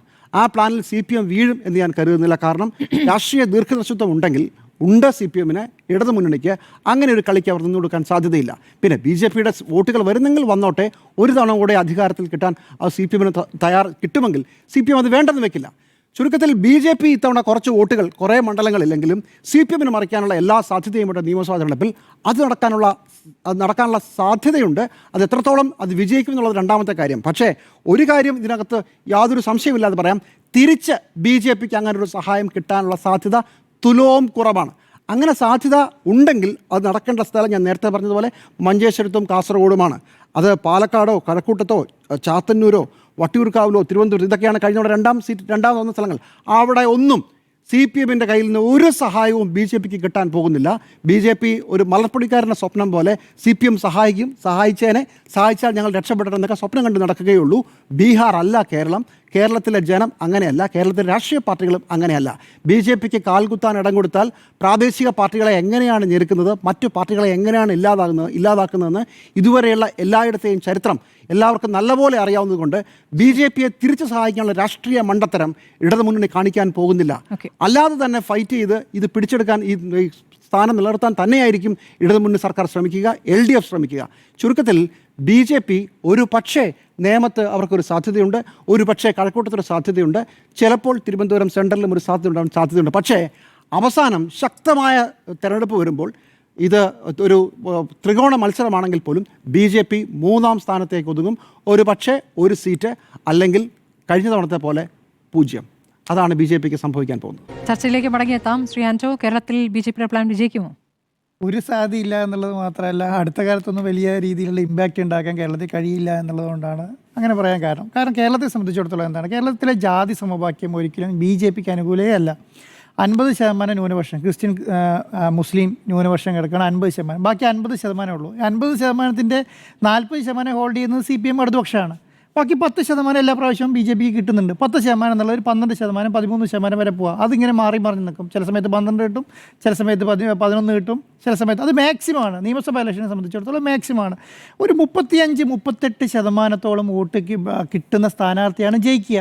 35% മേലെ കിട്ടിയാലേ ജയിക്കുകയുള്ളൂ. ഇപ്പം മഞ്ചേശ്വരത്ത് 37.5% വോട്ടോളം കിട്ടി സുരേന്ദ്രന്. അദ്ദേഹത്തിനൊരു സാധ്യത, കാരണം 35% മേലെ എന്നുള്ള നിലയ്ക്ക് ഒരു സാധ്യതയുണ്ട്. അങ്ങനെ 3-4 മണ്ഡലങ്ങളേ ഉള്ളൂ. അവിടെ ആ 3-4 മണ്ഡലങ്ങളിലെല്ലാം കോൺഗ്രസ് നന്നായി പെർഫോം ചെയ്യുകയോ CPM നന്നായി പെർഫോം ചെയ്യുകയോ ചെയ്തിട്ടുണ്ടെങ്കിൽ മാത്രമാണ് ഇവർക്ക് ഈ വോട്ട് കിട്ടാനുള്ള സാധ്യത. അങ്ങനെ അവർ പെർഫോം ചെയ്യുന്നില്ല. ഇപ്പോൾ പാലക്കാട് മണ്ഡലം, പാലക്കാട് ശ്രീധരനായിരുന്നു കഴിഞ്ഞ പ്രാവശ്യം മത്സരിച്ചത്. അവിടെ CPMന് തുച്ഛമായ വോട്ടേ ഉള്ളൂ. അവിടെ കോൺഗ്രസ് നന്നായി പെർഫോം ചെയ്തിട്ട് കോൺഗ്രസ് ജയിച്ചു വരുന്നു എന്നുള്ളതാണ്. അപ്പോൾ അവിടെ CPM നന്നായി പെർഫോം ചെയ്യണം. നല്ല സ്ഥാനാർത്ഥി വെച്ച് CPM നന്നായി പെർഫോം ചെയ്താൽ ചിലപ്പോൾ അവിടെ ഒരു മണ്ഡലം അങ്ങനെ പിടിച്ചെടുക്കാം. കാരണം ആ സമയത്തിൻ്റെ അടിസ്ഥാനത്തിൽ ശ്രീധരനെ പോലെ ജനകീയനായ ഒരു നേതാവ് നിന്നപ്പോഴാണ്. ഇപ്പോൾ കഴിഞ്ഞ ഉപതെരഞ്ഞെടുപ്പ് നമ്മൾ കണ്ടല്ലോ, എന്താ സംഭവിച്ചത്? അവിടെ ഒന്നും സംഭവിച്ചില്ല എന്നുള്ളതാണ്. അതുപോലെ തന്നെയാണ് തൃശ്ശൂർ. തൃശ്ശൂരും ഈ പറയുന്ന 30% വോട്ട് കിട്ടി എന്ന് വിചാരിച്ചുകൊണ്ട് അത് സുരേഷ് ഗോപിനെ പോലെ ഇപ്രാവശ്യം MP ആയ ഒരു സ്ഥാനാർത്ഥി 2021 നിന്നിട്ടാണ് ഈ 31% വോട്ട് പിടിച്ചത് കേട്ടോ. അവിടെ വലിയ രീതിയിൽ മാറ്റം വരുത്താൻ കഴിയുന്നില്ല. അതുപോലെ തന്നെ കഴിഞ്ഞ പ്രാവശ്യം രാജഗോപാലിൽ നിന്ന് ജയിച്ച മണ്ഡലത്തിൽ തോൽവിയിലേക്ക് പോയി. അപ്പോൾ ഇങ്ങനെയുള്ള മണ്ഡലങ്ങളൊക്കെയാണ് അവർക്ക് കിട്ടേണ്ട മണ്ഡലം. ഈ കിട്ടേണ്ട മണ്ഡലങ്ങളിൽ പോലും 35% മേലെ വോട്ട് പിടിച്ച് വലിയ രീതിയിൽ പെർഫോം ചെയ്യാൻ കഴിയുമെന്ന് ഞാൻ വിചാരിക്കുന്നേ ഇല്ല. അപ്പോൾ കേരളത്തിൽ വേറെ ഏത് മണ്ഡലം അവർക്ക് അങ്ങനെ ചെയ്യാൻ പറ്റില്ല? മലപ്പുറത്ത് ഏതെങ്കിലും പറ്റുമോ? പാലക്കാട് ഏതെങ്കിലും വേറെ മണ്ഡലങ്ങളിൽ പറ്റുമോ? കോഴിക്കോട് ഏതെങ്കിലും മണ്ഡലങ്ങളിൽ പറ്റുമോ? കണ്ണൂരിൽ ഏതെങ്കിലും മണ്ഡലങ്ങളിൽ പറ്റുമോ? പിന്നെ ഈ ഇങ്ങോട്ട് പിന്നെ എറണാകുളം തുടങ്ങി തിരുവനന്തപുരം വരെയുള്ള മണ്ഡലം, തിരുവനന്തപുരം ഒഴിച്ച് വേറെ ഏതെങ്കിലും മണ്ഡലം, ആറ്റിങ്ങൽ മണ്ഡലത്തിൽ ശോഭാ സുരേന്ദ്രൻ നിന്ന മണ്ഡലങ്ങളിൽ വളരെ കഷ്ടപ്പെട്ട് വളരെ പെർഫോം ചെയ്ത് കഴിഞ്ഞാൽ 22% ഒതുങ്ങുകയാണ്. അപ്പം കേരളത്തിൽ മൊത്തത്തിൽ 11% വോട്ട് കിട്ടി എന്ന് വിചാരിച്ചിട്ട് അത് ഏതെങ്കിലും വിജയിക്കുന്ന ഒരു മണ്ഡലം വേണ്ടേ അങ്ങനെ കണ്ടെത്താൻ വേണ്ടിയിട്ട്? അങ്ങനെ കണ്ടെത്താൻ പറ്റിയ മണ്ഡലങ്ങളില്ല എന്നുള്ളത്. ഇപ്പം ഞാൻ വേറെ ഉദാഹരണം പറയാം. BJP സംബന്ധിച്ചിടത്തോളം സംഘടനാ സംവിധാനം RSS ബേസിൽ വർക്ക് ചെയ്ത ആൾക്കാരാണ് കൂടുതലുള്ളത്. അവർക്ക് അതുവഴി കാരണം കേരളത്തിലെ RSS സംവിധാനം എന്ന് പറയുന്നത് ഒരു സാംസ്കാരിക സംഘടന പോലെ പ്രവർത്തിച്ചുകൊണ്ടിരിക്കുകയാണ്. അവരൊരു രാഷ്ട്രീയത്തിൽ കാര്യമായി ഇടപെടും. നോർത്ത് ഇന്ത്യയിൽ കാണുന്ന പോലെ സാംസ്കാരിക രാഷ്ട്രീയ സംവിധാനത്തിൽ കാര്യമായിട്ട് ഇടപെടുന്നതേ കാണുന്നില്ല. അവർ സേവാഭാരതി പോലെയുള്ള സംവിധാനങ്ങളൊക്കെ വെച്ച് ഒരു സാംസ്കാരിക സംഘടന നടത്തിക്കൊണ്ട് അതുപോലത്തെ പരിപാടികൾ നടത്തി മുന്നോട്ട് പോവുകയാണ്. അവർ രാഷ്ട്രീയത്തിൽ കാര്യമായി ഇടപെടുകയോ രാഷ്ട്രീയ ഇലക്ഷന് വേണ്ടി ഇപ്പം അവരുടെ പ്രഭാരിമാരുണ്ട്, അവരുടെ സ്വയം സേവകരുണ്ട്, അവരൊന്നും രാഷ്ട്രീയ ഇലക്ഷൻ്റെ സമയത്ത് ഇറങ്ങി വർക്ക് ചെയ്യുന്നത് കാണുന്നുണ്ടോ? അങ്ങനെ വർക്ക് ചെയ്യുന്നില്ല. അവരേതായ ശൈലി പോവാണ്. പല RSS നേതാക്കന്മാർക്കും BJP നേതാക്കന്മാരെ കണ്ടുകൂടാ, പല BJP നേതാക്കന്മാരും കേരളത്തിലെ RSS നേതാക്കന്മാരെ കണ്ടുകൂടാ എന്നുള്ള നിലയിലേക്ക് ഇങ്ങനെ പോവുകയാണ്. അവിടെ ഒരു ബഹളം തന്നെ ഇല്ല. കാരണം അവരെ രീതിയിൽ എങ്ങനെയാണ് മുന്നോട്ട് പോട്ടെ, അവർ പിടിച്ച് ജയിച്ചെടുക്കാൻ കഴിയുണ്ടെങ്കിൽ കഴിഞ്ഞോട്ടെ എന്നുള്ള നിലയിലേക്കാണ്. ഇപ്പം രാജീവ് ചന്ദ്രശേഖരൻ സംസ്ഥാന അധ്യക്ഷനായി വന്നതിന് ശേഷം എന്താ സംഭവിച്ചത്? രാജീവ് ചന്ദ്രശേഖരനെ സംബന്ധിച്ചിടത്തോളം അദ്ദേഹം ഡൽഹിയിൽ ജീവിച്ചാൽ ഈ ബാംഗ്ലൂർ ജീവിച്ച് കേരളത്തിലേക്ക് വന്ന പല നേതാക്കന്മാരെയും അദ്ദേഹത്തിന് പരിചയമില്ല. ഈ പറഞ്ഞ മണ്ഡലം പ്രസിഡന്റുമാരെ പരിചയമില്ല, അല്ലെങ്കിൽ ബൂത്ത് പ്രസിഡന്റുമാരെ പരിചയമില്ല, താഴെ ലോക്കൽ ഇടയിലുള്ള ആൾക്കാരെ പരിചയമില്ല. അപ്പോൾ എന്ത് സംഭവിക്കുന്നു പറഞ്ഞാൽ അവരെ സംബന്ധിച്ചിടത്തോളം ഈ മുരളീധരനെ പോലെ, MD രമേശിനെ പോലെ, K സുരേന്ദ്രനെ പോലെ, അതുപോലെ തന്നെ ശ്രീധരൻപിള്ളയെ പോലെ ഉള്ള ആൾക്കാർ പോയി പേരെടുത്ത് വിളിച്ചുകൊണ്ടിരുന്ന സ്ഥലത്താണ് അങ്ങനെ പരിചയമില്ലാതാവുന്നത്. അപ്പോൾ അതോടുകൂടി അവരെ സംബന്ധിച്ച് നമ്മളിപ്പോൾ ആർക്ക് വേണ്ടിയിട്ടാണ് വർക്ക് ചെയ്യുന്നത് എന്നുള്ളൊരു മൈൻഡ് സെറ്റ് വരും. ആ മൈൻഡ് സെറ്റിൻ്റെ ഭാഗമാണ് ഇപ്പോൾ തിരുവനന്തപുരത്തൊക്കെ ആത്മഹത്യയാണ്. കാരണം അവരെ സംബന്ധിച്ചിടത്തോളം എത്തിപ്പെടാവുന്നതിന് മേലെയുള്ള ആൾക്കാരാണ് നേതാക്കന്മാർ. അവരെ സംബന്ധിച്ചിടത്തോളം ഒരു പരാതി എന്ന് പറയുമ്പോൾ K സുരേന്ദ്രൻ്റെ അടുത്ത് പരാതിക്ക് ഓപ്ഷൻസ് ഉണ്ടായിരുന്നു, MD രമേശിൻ്റെ അടുത്ത് പരാതി പറയും, V മുരളീധരൻ്റെ അടുത്ത് പരാതി പറയാൻ ഓപ്ഷൻസ് ഉണ്ടായിരുന്നു, അവരിലേക്ക് എത്തിപ്പെടാൻ പറ്റിയ നേതാക്കന്മാരുണ്ടായിരുന്നു. ഇതെന്ന് പറയുന്നത് ഒരു പരിധിക്ക് മേലെയുള്ള നേതാക്കന്മാരായതുകൊണ്ട് അവിടേക്ക് എത്തിപ്പെടാനേ കഴിയുന്നില്ല. കാരണം അവർക്ക് പരാതികൾ പറയാൻ കഴിയുന്നില്ല. അതിപ്പോൾ കാസർഗോഡ് തുടങ്ങി തിരുവനന്തപുരം വരെയുള്ള പല മണ്ഡലം BJP സ്ഥാനാർത്ഥികൾ അന്വേഷിച്ചാലും പല മണ്ഡലങ്ങളിലും അവർക്കൊരു പരാതി പറയാം ആ ജില്ലാടിസ്ഥാനത്തിൽ ഒതുങ്ങി നിൽക്കേണ്ട അവസ്ഥ വരുന്നു എന്നുള്ളതാണ്. അപ്പോൾ കേരളത്തിലെ BJP സമവാക്യങ്ങളെ ഒറ്റയടിക്ക് മാറ്റി അല്ലെങ്കിൽ BJPയുടെ പ്ലാൻ ഒറ്റയടിപ്പിൽ നടപ്പിലാക്കാൻ കഴിയുമോ എന്ന് ചോദിച്ചാൽ അങ്ങനെ നടന്നോണമെന്നില്ല. അങ്ങനെ നടക്കണമെങ്കിൽ അങ്ങനെ നടക്കാൻ പറ്റിയ അങ്ങനെയുള്ള ജാതി കോട്ടകൾ വേണം. പാലക്കാട് പോലെയുള്ള സ്ഥലങ്ങളിൽ കുറച്ചധികം ഹിന്ദു മൊത്തം പോപ്പുലേഷൻ കൂടുതലുള്ള മണ്ഡലമാണ്. അവിടെ ചിലപ്പോൾ കുറച്ച് കാര്യമായിട്ട് എന്തെങ്കിലും ചെയ്യാൻ കഴിയും, അവിടെ പോലും ചെയ്യാൻ കഴിയുന്നില്ല. തിരുവനന്തപുരം പോലെ മണ്ഡലങ്ങളിൽ ചെയ്യാൻ കഴിയുന്നില്ല. അവിടെയൊന്നും പോലും അവിടെ കൊണ്ടുവന്ന് CPM വന്നേ. കാരണം കേരളത്തിൽ ഏറ്റവും വലിയ ഹിന്ദു പാർട്ടി ഏതാന്ന് ചോദിച്ചാൽ CPM എന്ന് വേണമെങ്കിൽ പറയാം. കാരണം ഏറ്റവും കൂടുതൽ ഈഴവരും ഏറ്റവും കൂടുതൽ ഈഴവരും പിന്നെ ഏറ്റവും കൂടുതൽ നായന്മാരും പിന്നെ കോൺഗ്രസുമായിട്ട് കുറച്ചുണ്ട്. അങ്ങനെയുള്ള വോട്ടുകൾ മുഴുവൻ അങ്ങോട്ട് പോകുന്നുണ്ട്. അപ്പം കേരളത്തിലെ മുസ്ലിം വോട്ടുകൾ 85% പോകുന്നത് കോൺഗ്രസിലേക്കല്ലേ? കേരളത്തിലെ ക്രിസ്ത്യൻ വോട്ടുകൾ ഒരു 85% പോകുന്നത് കോൺഗ്രസിലേക്കല്ലേ? അപ്പോൾ അവർക്ക് അവരുടേതായ ഒരു ബേസ് ഉണ്ട്. ആ കോൺഗ്രസ് ബേസ് എന്ന് പറയുന്നത് ഈ ന്യൂനപക്ഷ ബേസിൽ നിൽക്കുന്ന കോൺഗ്രസ്, ഹിന്ദു ബേസ് ടോട്ടലി നിൽക്കുന്നത് പിന്നെ അതുകൊണ്ടാണ് ഞാൻ പറയുന്നത് എപ്പോഴും നമ്മൾ ഈ SNDP പോലെയുള്ള സംഘടനകൾ പിണറായി വിജയൻ എന്തുകൊണ്ട് കൂടെ നിർത്തുന്നു എന്ന് ചോദിച്ചാൽ അവിടെ കാരണം CPMൻ്റെയും ഇടതുപക്ഷത്തിൻ്റെയും ഏറ്റവും കൂടുതൽ അണികളുള്ളത് ഈഴവ സമുദായത്തിൽ നിന്നാണ്. 29% വോട്ട് അവരയിലിരിക്കുകയാണ്. അപ്പം അവരെ സംബന്ധിച്ചിടത്തോളം അവരെ കൂടിയാണ് പിന്നെ പിണറായി വിജയൻ നിൽക്കുന്നത്, ഇടതുപക്ഷം നിൽക്കുന്നത് എന്നുള്ളതാണ്. അപ്പോൾ കേരളത്തിലെ ജാതി സമവാക്യം ഒരിക്കലും BJPക്ക് അനുകൂലമല്ല. അതുകൊണ്ട് ഒരു സുപ്രഭാതത്തിൽ കൊണ്ടുവന്നിട്ട് ഇവിടെ എന്തെങ്കിലും ഒരു വലിയ മാറ്റം വരുത്തിയേക്കാം എന്ന് വിചാരിക്കും. അങ്ങനെ മാറ്റം വരുത്തില്ലെങ്കിൽ ക്രിസ്ത്യൻ സമുദായം ഒരു 75% BJPയുടെ കൂടെ നിൽക്കണം. അതിനൊരു ശ്രമം BJP നടത്തുന്നുണ്ടോ എന്ന് ചോദിച്ചാൽ നടത്തുന്നുണ്ട്. ഇപ്പം ആരാണ് അനൂപ് ആന്റണിയെ പോലെ, ഷോൺ ജോർജിനെ പോലെയുള്ള നേതാക്കന്മാരെയൊക്കെ കൊണ്ടുവന്നിട്ട് ഇവർ ഈ ചെയ്യുന്നത് മുഴുവൻ കേരളത്തിൽ നിന്ന് പിതാക്കന്മാരെ എല്ലാം കൂടി നരേന്ദ്രമോദിയെ കാണിക്കാൻ കൊണ്ടുവന്നതും, കാരണം കൂടെ നിന്ന് എല്ലാവരും കൂടെ ഫോട്ടോ എടുത്ത് ഫേസ്ബുക്കിലും ഇൻസ്റ്റഗ്രാമിലും ഇടുന്നതും ഇത് പ്രധാനമന്ത്രി അടക്കം പോസ്റ്റ് ചെയ്യാണ്. അപ്പോൾ അതുകൊണ്ടാണ് ഞങ്ങൾ കേരളത്തിലെ ക്രിസ്ത്യൻ സമുദായത്തെ കൂടെ നിർത്തുന്നു എന്ന് കാണിക്കാൻ വേണ്ടിയിട്ടാണ്. പക്ഷേ ഇത് എത്ര അണികൾ കേൾക്കുന്നുണ്ടെന്നുള്ളതാണ്. കാരണം നമ്മൾ കഴിഞ്ഞ ഈ പിന്നെ സിസ്റ്റർമാരുടെ പ്രശ്നമുണ്ടായ സമയത്ത് കണ്ടതല്ലേ, കേരളത്തിലുള്ള ക്രിസ്ത്യാനികൾ മുഴുവൻ ഇറങ്ങി നിന്നിട്ട് BJPക്കെതിരെ പറയുമായിരുന്നു. കാരണം ഒരു ദിവസം ഒരു കന്യാസ്ത്രീക്കെതിരെ കേസെടുത്തപ്പോഴത്തേക്കും വലിയ രീതിയിലുള്ള പ്രക്ഷോഭം ഉണ്ടായി കേരളത്തിൽ. കാരണം അവരങ്ങനെ BJPക്ക് വോട്ട് ചെയ്ത് ശീലിച്ചിട്ടുള്ള ആൾക്കാരേ അല്ല. കാരണം സുരേഷ് ഗോപിനെ പോലെ എന്താ പറയുക, ഒരു സിനിമ ഫേസിൽ നിൽക്കുന്ന നല്ല പേരുള്ള ഏകദേശം 10-12 വർഷത്തോളം ഒരു മണ്ഡലത്തിൽ വർക്ക് ചെയ്ത ഒരാളെ സംബന്ധിച്ചിടത്തോളം ഒരു വലിയ എന്തെങ്കിലുമൊക്കെ നേട്ടം നേടിയെടുക്കും, അല്ലെങ്കിൽ എന്തെങ്കിലും സംവിധാനം തരും എന്ന് വിചാരിച്ചിട്ടാണ് കുറച്ചെങ്കിലും, ഞാൻ വിചാരിക്കുന്ന ഒരു 10-12% തൃശ്ശൂരിലുള്ള പാർലമെൻറ്റിൽ മത്സരിക്കുമ്പോഴാണ്. കാരണം പാർലമെൻറ്റിൽ മത്സരിക്കുമ്പോൾ എന്താണ്, പാർലമെൻറ്റ് എന്ന് പറയുന്നത് വലിയ 7-8 പിന്നെ നിയമസഭാ മണ്ഡലങ്ങൾ ചേരുന്നതാണ് പാർലമെൻറ്റ്. അപ്പോൾ അവിടെ കുറച്ച് ബേസ് ഉണ്ടാവും, ആ ബേസിൻ്റെ ഭാഗത്താണ് ജയിക്കുന്നത്. പക്ഷേ നിയമസഭാ മണ്ഡലത്തിലേക്ക് വരുമ്പോൾ അങ്ങനെ ഇല്ലാന്നേ. നിയമസഭാ മണ്ഡലത്തിലേക്ക് വരുമ്പോൾ അങ്ങനെ ഒരു പോക്കറ്റ് പറയാൻ വേണ്ടി കേരളത്തിലൊന്നുമില്ല. ഇപ്പോൾ പറയാൻ പറ്റിയ ഒരു മണ്ഡലം എന്ന് പറയുന്നത് നിങ്ങൾ പറഞ്ഞതുപോലെ മഞ്ചേശ്വരമാണ്. മഞ്ചേശ്വരം എന്ന് പറയുന്നത് ഏറ്റവും നല്ല സമയത്താണ് പിന്നെ സുരേന്ദ്രൻ ഈ 88 വോട്ടിന് തോറ്റു പോകുന്നത് അല്ലേ. അപ്പോൾ അതിനുശേഷം ഒരു ഇലക്ഷൻ വന്നല്ലോ, അതിനുശേഷം എന്തെങ്കിലും ചെയ്യാൻ കഴിഞ്ഞോ? ഒന്നും ചെയ്യാൻ കഴിഞ്ഞില്ലല്ലോ. ആ കൂട്ടിൽ ഏറ്റവും കൂടുതൽ BJP കിട്ടേണ്ട സമയം എന്ന് പറയുന്നത് 2021 ഇലക്ഷനാണെന്നോ. ആ 21 ഇലക്ഷൻ ഒന്നും ചെയ്യാൻ പറ്റിയില്ല, തിരുവനന്തപുരത്തൊന്നും ചെയ്യാൻ കഴിഞ്ഞിട്ടില്ല എന്നുള്ളതാണ്. അപ്പം BJP സംബന്ധിച്ചിടത്തോളം ഒരു അജണ്ട തയ്യാറാക്കി കേരളത്തിൽ ഒരു വർക്ക് ചെയ്തുകൊണ്ട് ഒന്നും സംഭവിക്കാൻ പോകുന്നില്ല എന്നുള്ളതാണ്. ഇപ്പോൾ പഞ്ചായത്ത് ഇലക്ഷൻ്റെ സമയത്ത്, അല്ലെങ്കിൽ ത്രിതല പഞ്ചായത്ത് ഇലക്ഷൻ്റെ സമയത്ത് ഇപ്പോൾ 2 മുനിസിപ്പാലിറ്റിയുള്ള പന്തളവും പാലക്കാട് അവസ്ഥ നമ്മൾ കണ്ടുകൊണ്ടിരിക്കുകയല്ലേ.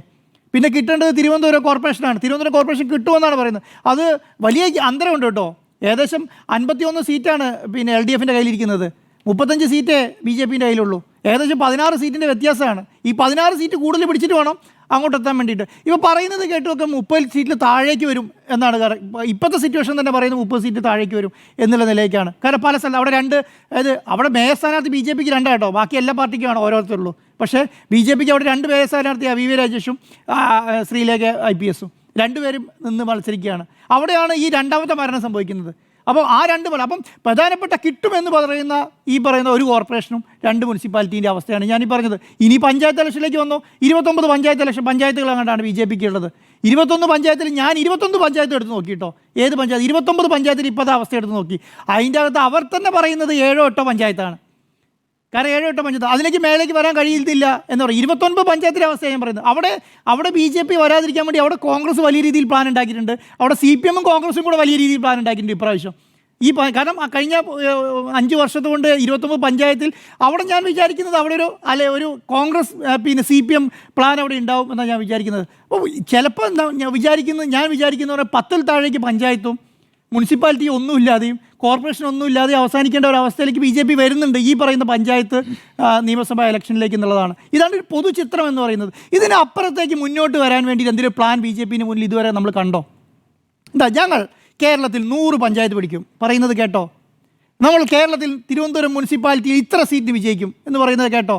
ഞങ്ങൾ പാലക്കാട് കോർപ്പറേഷനിൽ പാലക്കാട് മുനിസിപ്പാലിറ്റിയിൽ ഇത്ര സീറ്റിൽ ഞങ്ങൾ വിജയിക്കുമെന്ന് പറയുന്നത് കേട്ടോ.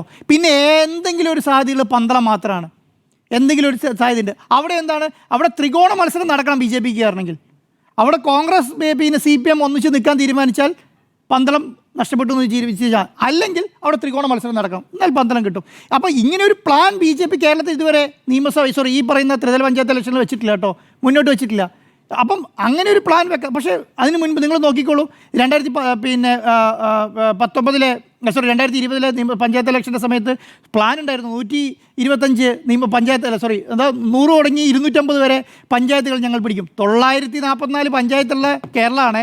അവിടെയാണ് നമ്മൾ ഈ 10, 8, 7 എന്നൊക്കെ പറഞ്ഞുകൊണ്ടിരിക്കുന്നത്, മനസ്സിലായോ? അല്ലെങ്കിൽ 29 എന്നൊക്കെ പറഞ്ഞുകൊണ്ടിരിക്കുന്നത് 944 നിന്നാണ്, മനസ്സിലായോ? പിന്നെ ജിമ്മി സാർ നേരത്തെ പറഞ്ഞ പോലെ ജില്ലാ പഞ്ചായത്തുകളൊന്നും ചിന്തിക്കേണ്ട കാര്യം തന്നെ ഇല്ലല്ലോ.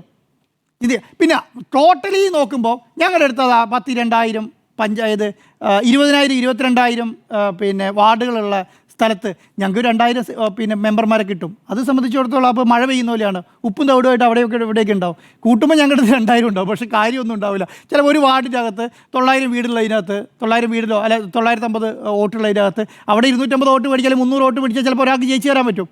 അതുപോലെ ചിലപ്പോൾ കുറേ അവിടെ എവിടെയും കിട്ടിക്കൂടായില്ല. അതെന്ന് പറയുന്നത് എന്താ, ചില മണ്ഡലം കോഴിക്കോട് കോർപ്പറേഷൻ്റെ അകത്ത് മിനിമം കിട്ടുന്ന അവർക്കതായ കുറച്ച് പോക്കറ്റുകളുണ്ട്. അവിടെ എല്ലാ പ്രാവശ്യം ജയിച്ചു വരുന്നുണ്ട്. അങ്ങനെ കുറേ സീറ്റുകൾ കിട്ടുന്നതിനേക്കാൾ അപ്പുറം സാധ്യതയുമായി ഞങ്ങൾ 250 പഞ്ചായത്തുകൾ പിടിക്കും. ഞങ്ങളുടെ ഞങ്ങളൊരു 5 മുനിസിപ്പാലിറ്റി ഞങ്ങൾ പിടിക്കും, ഞങ്ങളിതാ ഒരു 2 കോർപ്പറേഷൻ ഞങ്ങൾ പിടിക്കും എന്ന് പറയുന്ന രീതിയിലേക്ക് ഒരു പ്രപ്പോസൽ മുന്നോട്ട് വെക്കാൻ കഴിഞ്ഞിട്ടില്ല. അപ്പോൾ ഞാൻ പറയുന്നത് ഇപ്പോൾ തിരുവനന്തപുരം വിട്ട് എല്ലാ നേതാക്കന്മാരും ഫോക്കസ് ചെയ്യുന്ന സ്ഥലം തൃശ്ശൂരായി മാറിയിട്ടുണ്ട്. തിരുവനന്തപുരത്ത് ഒരു പരിധി വരെ വർക്ക് നടക്കുന്നുണ്ടെങ്കിൽ കൂടെ പ്രധാനപ്പെട്ട നേതാക്കന്മാരെല്ലാം ഇപ്പോൾ ഫോക്കസ് ചെയ്യുന്നത് തൃശ്ശൂരാണ്. തൃശ്ശൂർ എങ്ങനെയെങ്കിലും പിടിച്ചെടുക്കാൻ കഴിയുമെന്നുള്ളത് ഞാൻ വിചാരിക്കുന്നേ ഇല്ല. തിരുവനന്തപുരം വേണ്ടാന്ന് വെച്ചിട്ട് വന്ന് വർക്ക് ചെയ്യുന്ന സ്ഥലം തൃശ്ശൂരാണ്. അവിടെ അങ്ങനെ ഒരു സംഭവം നടക്കാനേ പോകുന്നില്ല. കാരണം എന്തുകൊണ്ടാണ്, അവിടെ എനിക്ക് എപ്പോഴും അവിടെ CPIക്ക് നല്ല ഹോൾഡുള്ള സ്ഥലമാണ്, കോൺഗ്രസ്സിന് നല്ല ഹോൾഡുള്ള സ്ഥലമാണ്, CPMന് നല്ല ഹോൾഡുള്ള സ്ഥലമാണ്. അപ്പോൾ അവിടെ അങ്ങനെ വലിയ രീതിയിൽ മാറ്റം വരുത്തി ഇത് മൂന്നിനെയും തകർത്ത് BJPക്ക് കയറി വരാൻ കഴിയും എന്ന് ഞാൻ വിചാരിക്കുന്നില്ല. എല്ലാ സ്ഥലത്തും ഇപ്രാവശ്യം എന്തായാലും ഏതെങ്കിലും കാരണവശാൽ BJPക്ക് സാധ്യതയുണ്ട് എന്ന് വിചാരിക്കുന്ന മണ്ഡലങ്ങളെല്ലാം ഒരു CPM കോൺഗ്രസ് ധാരണ പ്രാദേശിക തലത്തിൽ തന്നെ ഉണ്ടാവും എന്നുള്ളതാണ് ഞാൻ വിചാരിക്കുന്നത്. അങ്ങനെ പല ചർച്ചകളും പല സ്ഥലങ്ങളിലും നടക്കുന്നുണ്ട് താനും. പല സ്ഥാനാർത്ഥികളെയും നിങ്ങൾ നോക്കിയാൽ മനസ്സിലാവും. പല സ്ഥാനാർത്ഥികളും BJPക്ക് സാധ്യതയുള്ള സ്ഥാനാർത്ഥി പൊതു സ്ഥാനാർത്ഥിനെയാണ് നിർത്തിയിട്ടുള്ളത്. കാരണം അവിടെ പൊതുസമ്മതനായ സ്ഥാനാർത്ഥിനെ പല വാർഡുകളിലും നിർത്തിയിട്ടുള്ളത്. ഇപ്പോൾ കോഴിക്കോടൊക്കെ നോക്കിയാൽ അറിയാം, പല വാർഡുകളും BJP ജയിച്ചു വരാൻ സാധ്യതയുള്ള സ്ഥലങ്ങളിൽ പൊതു സമ്മതനായിട്ടുള്ള സ്ഥാനാർത്ഥി അവിടെ CPMകാരനെ അവിടെ കോൺഗ്രസ്സുകാരനെ നിർത്തിയിട്ടില്ല. കാരണം അവിടെ എങ്കിലും ഇദ്ദേഹം കയറി വരിക എന്നുള്ള മൈൻഡ് സെറ്റിലാണ് 2 പേരും നിർത്തിയിട്ടുള്ളത്. അപ്പോൾ അതിനകത്ത് ജയിച്ചു വരാനുള്ള സാധ്യതയാണ് കാണുന്നത്. അപ്പം BJPയുടെ ഒരു ബീഹാർ പോലത്തെ ഒരു പ്ലാൻ അല്ലെങ്കിൽ നോർത്ത് ഇന്ത്യ പോലത്തെ ഒരു പ്ലാൻ ഒരു കാരണവശാലും കേരളത്തിൽ വിജയിക്കില്ല എന്നുള്ളതാണ് എൻ്റെ അഭിപ്രായം. ശരി, കേരളത്തിലെ പ്ലാൻ വിജയിക്കുമോ എന്നതിൽ നിലവിൽ വിജയിക്കില്ല എന്ന് ഞാൻ പറയുമ്പോഴും ഞാൻ ഇതിനെ നിങ്ങളൊക്കെ പറയുന്നത് പോലെ അത്ര നിസ്സാരവൽക്കരിച്ച് കാണുന്നില്ല.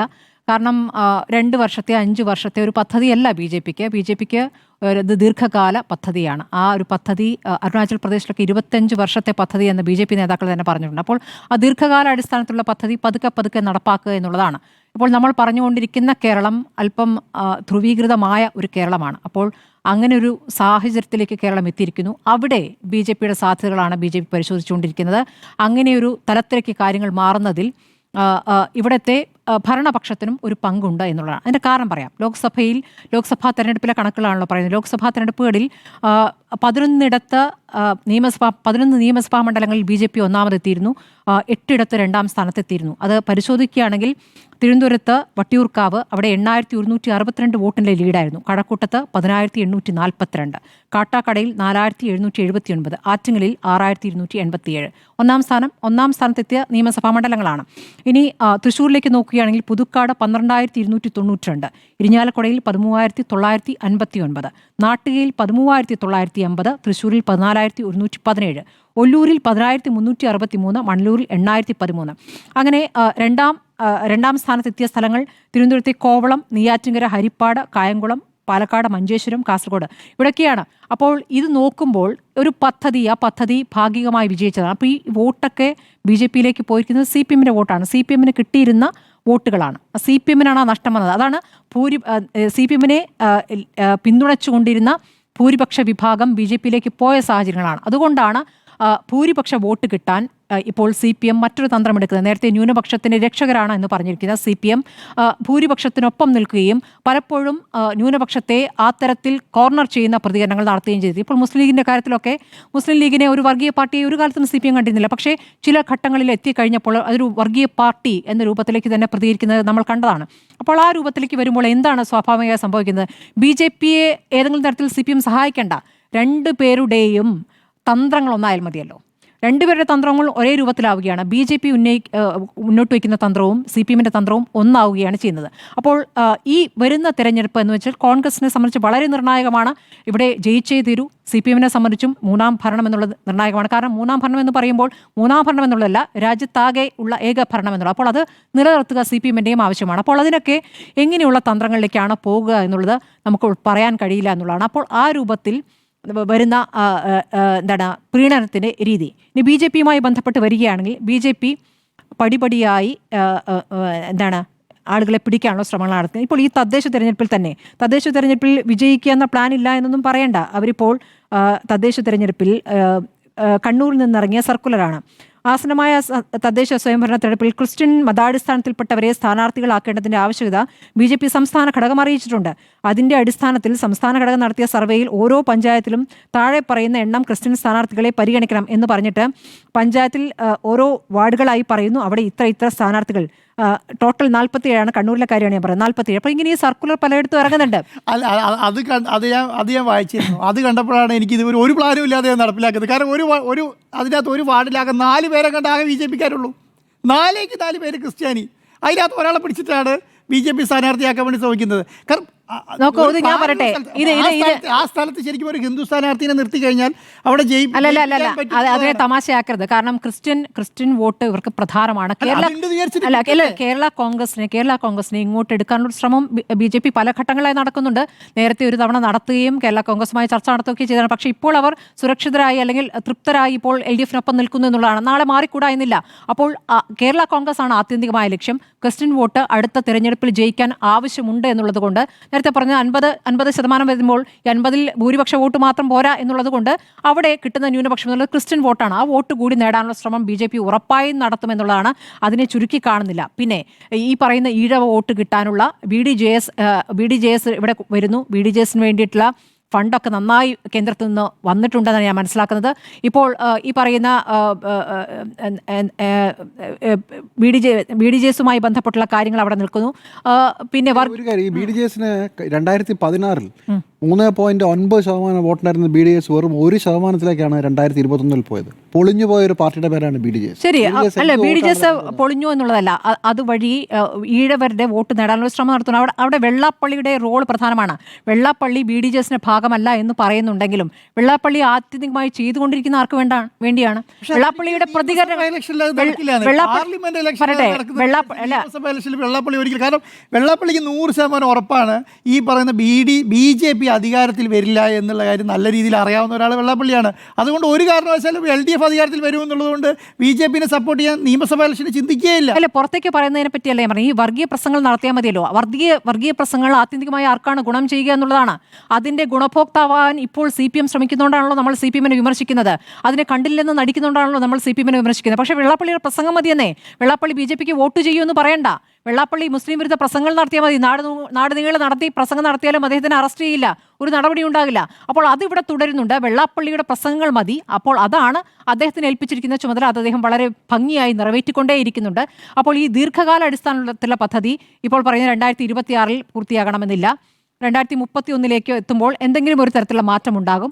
36 എന്ന് പറയുന്നു. 36 എത്തുമ്പോഴേക്കും ഞാൻ BJP ഇവിടെ എന്തായാലും അക്കൗണ്ട് പിന്നീട് തുറക്കുമെന്ന് തന്നെയാണ് ഞാൻ കരുതുന്നത്. ആ തരത്തിൽ ധ്രുവീകരിക്കപ്പെട്ടിട്ടുണ്ട് ഈ സൊസൈറ്റി. നമ്മളിപ്പോൾ വലിയ ആദർശപരമായി സംസാരിച്ചിട്ട് കാര്യമില്ല. ആ രൂപത്തിലേക്ക് സമൂഹത്തെ മാറുന്ന രീതിയിലേക്ക് കാര്യങ്ങൾ നേതാക്കൾ തന്നെ ഉത്തരവാദിത്തമില്ലാതെ പ്രതികരിക്കുക, ഇടപെടുക ഒക്കെ ചെയ്യുന്ന ഒരു സാഹചര്യം ഇവിടെ നിൽക്കുന്നുണ്ട്. അപ്പോൾ ഞാൻ ആശങ്കയോടാണ് അതിനെ കാണുന്നത്. ഇപ്പോൾ ബീഹാറിൻ്റെ കൂടി തെരഞ്ഞെടുപ്പ് ഫലത്തിൻ്റെ അടിസ്ഥാനത്തിൽ നോക്കൂ, ഈ വോട്ട് കൊള്ള എന്ന ഒരു പ്രധാനപ്പെട്ട വിഷയം തെളിവുകൾ സഹിതം രാഹുൽ ഗാന്ധി വാർത്താ സമ്മേളനം നടത്തിയിട്ട് എത്രത്തോളം ഇവിടുത്തെ CPM നേതാക്കളെ ഏറ്റെടുത്തത് ശരിയാണ്. ദേശീയ തലത്തിൽ MA ബേബി അതിനോട് പ്രതികരിച്ചിട്ടുണ്ട്. പിണറായി വിജയൻ പിറ്റേ ദിവസം Facebook പോസ്റ്റിട്ടില്ല, പല ഘട്ടങ്ങളിലും പ്രതികരിക്കുന്നതാണ്. അത് അന്ന് അതിന് വിഷയമായതാണ്. ഇപ്പോൾ ബീഹാറിൻ്റെ പശ്ചാത്തലത്തിൽ വീണ്ടും അത് ഓർമ്മിക്കപ്പെടുകയാണ്. ഇപ്പോൾ ദേശാഭിമാനിയിലെ തലക്കെട്ടായിട്ട് വരുന്നത് ബീഹാറിൽ പരാജയത്തിന് 1-ാം പ്രതി കോൺഗ്രസ് എന്നുള്ളതാണ്. ഇത് ഇപ്പോൾ കേരളത്തിൻ്റെ സാഹചര്യത്തിൽ വെച്ച് കോൺഗ്രസിനെ വിമർശിക്കട്ടെ, എന്ത് വേണമെങ്കിലും ചെയ്യട്ടെ. പക്ഷേ ദേശീയ സാഹചര്യത്തിൽ ഈ വലിയൊരു പദ്ധതി അവിടെ നടപ്പാക്കുമ്പോൾ അതിനോട് ഒരുമിച്ച് അതിനെ എതിർക്കേണ്ടതുണ്ട് എന്നൊരു ബോധ്യവും അതിന്റെ ഗൗരവം ഉൾക്കൊള്ളാതെ കേരളത്തിന്റെ സാഹചര്യത്തിൽ അതെങ്ങനെ ഉപയോഗപ്പെടുത്താമെന്ന രൂപത്തിൽ മാത്രം പ്രതികരിക്കാൻ നോക്കിക്കോളൂ. തദ്ദേശ തെരഞ്ഞെടുപ്പിൽ ബീഹാറിലെ പരാജയം, ബീഹാറിലെ കോൺഗ്രസിന്റെ വീഴ്ച, ഇതൊക്കെ ഇവിടെയും പറയുന്നേ. ഇവിടെ പറയുന്ന CPM ആയിരിക്കും.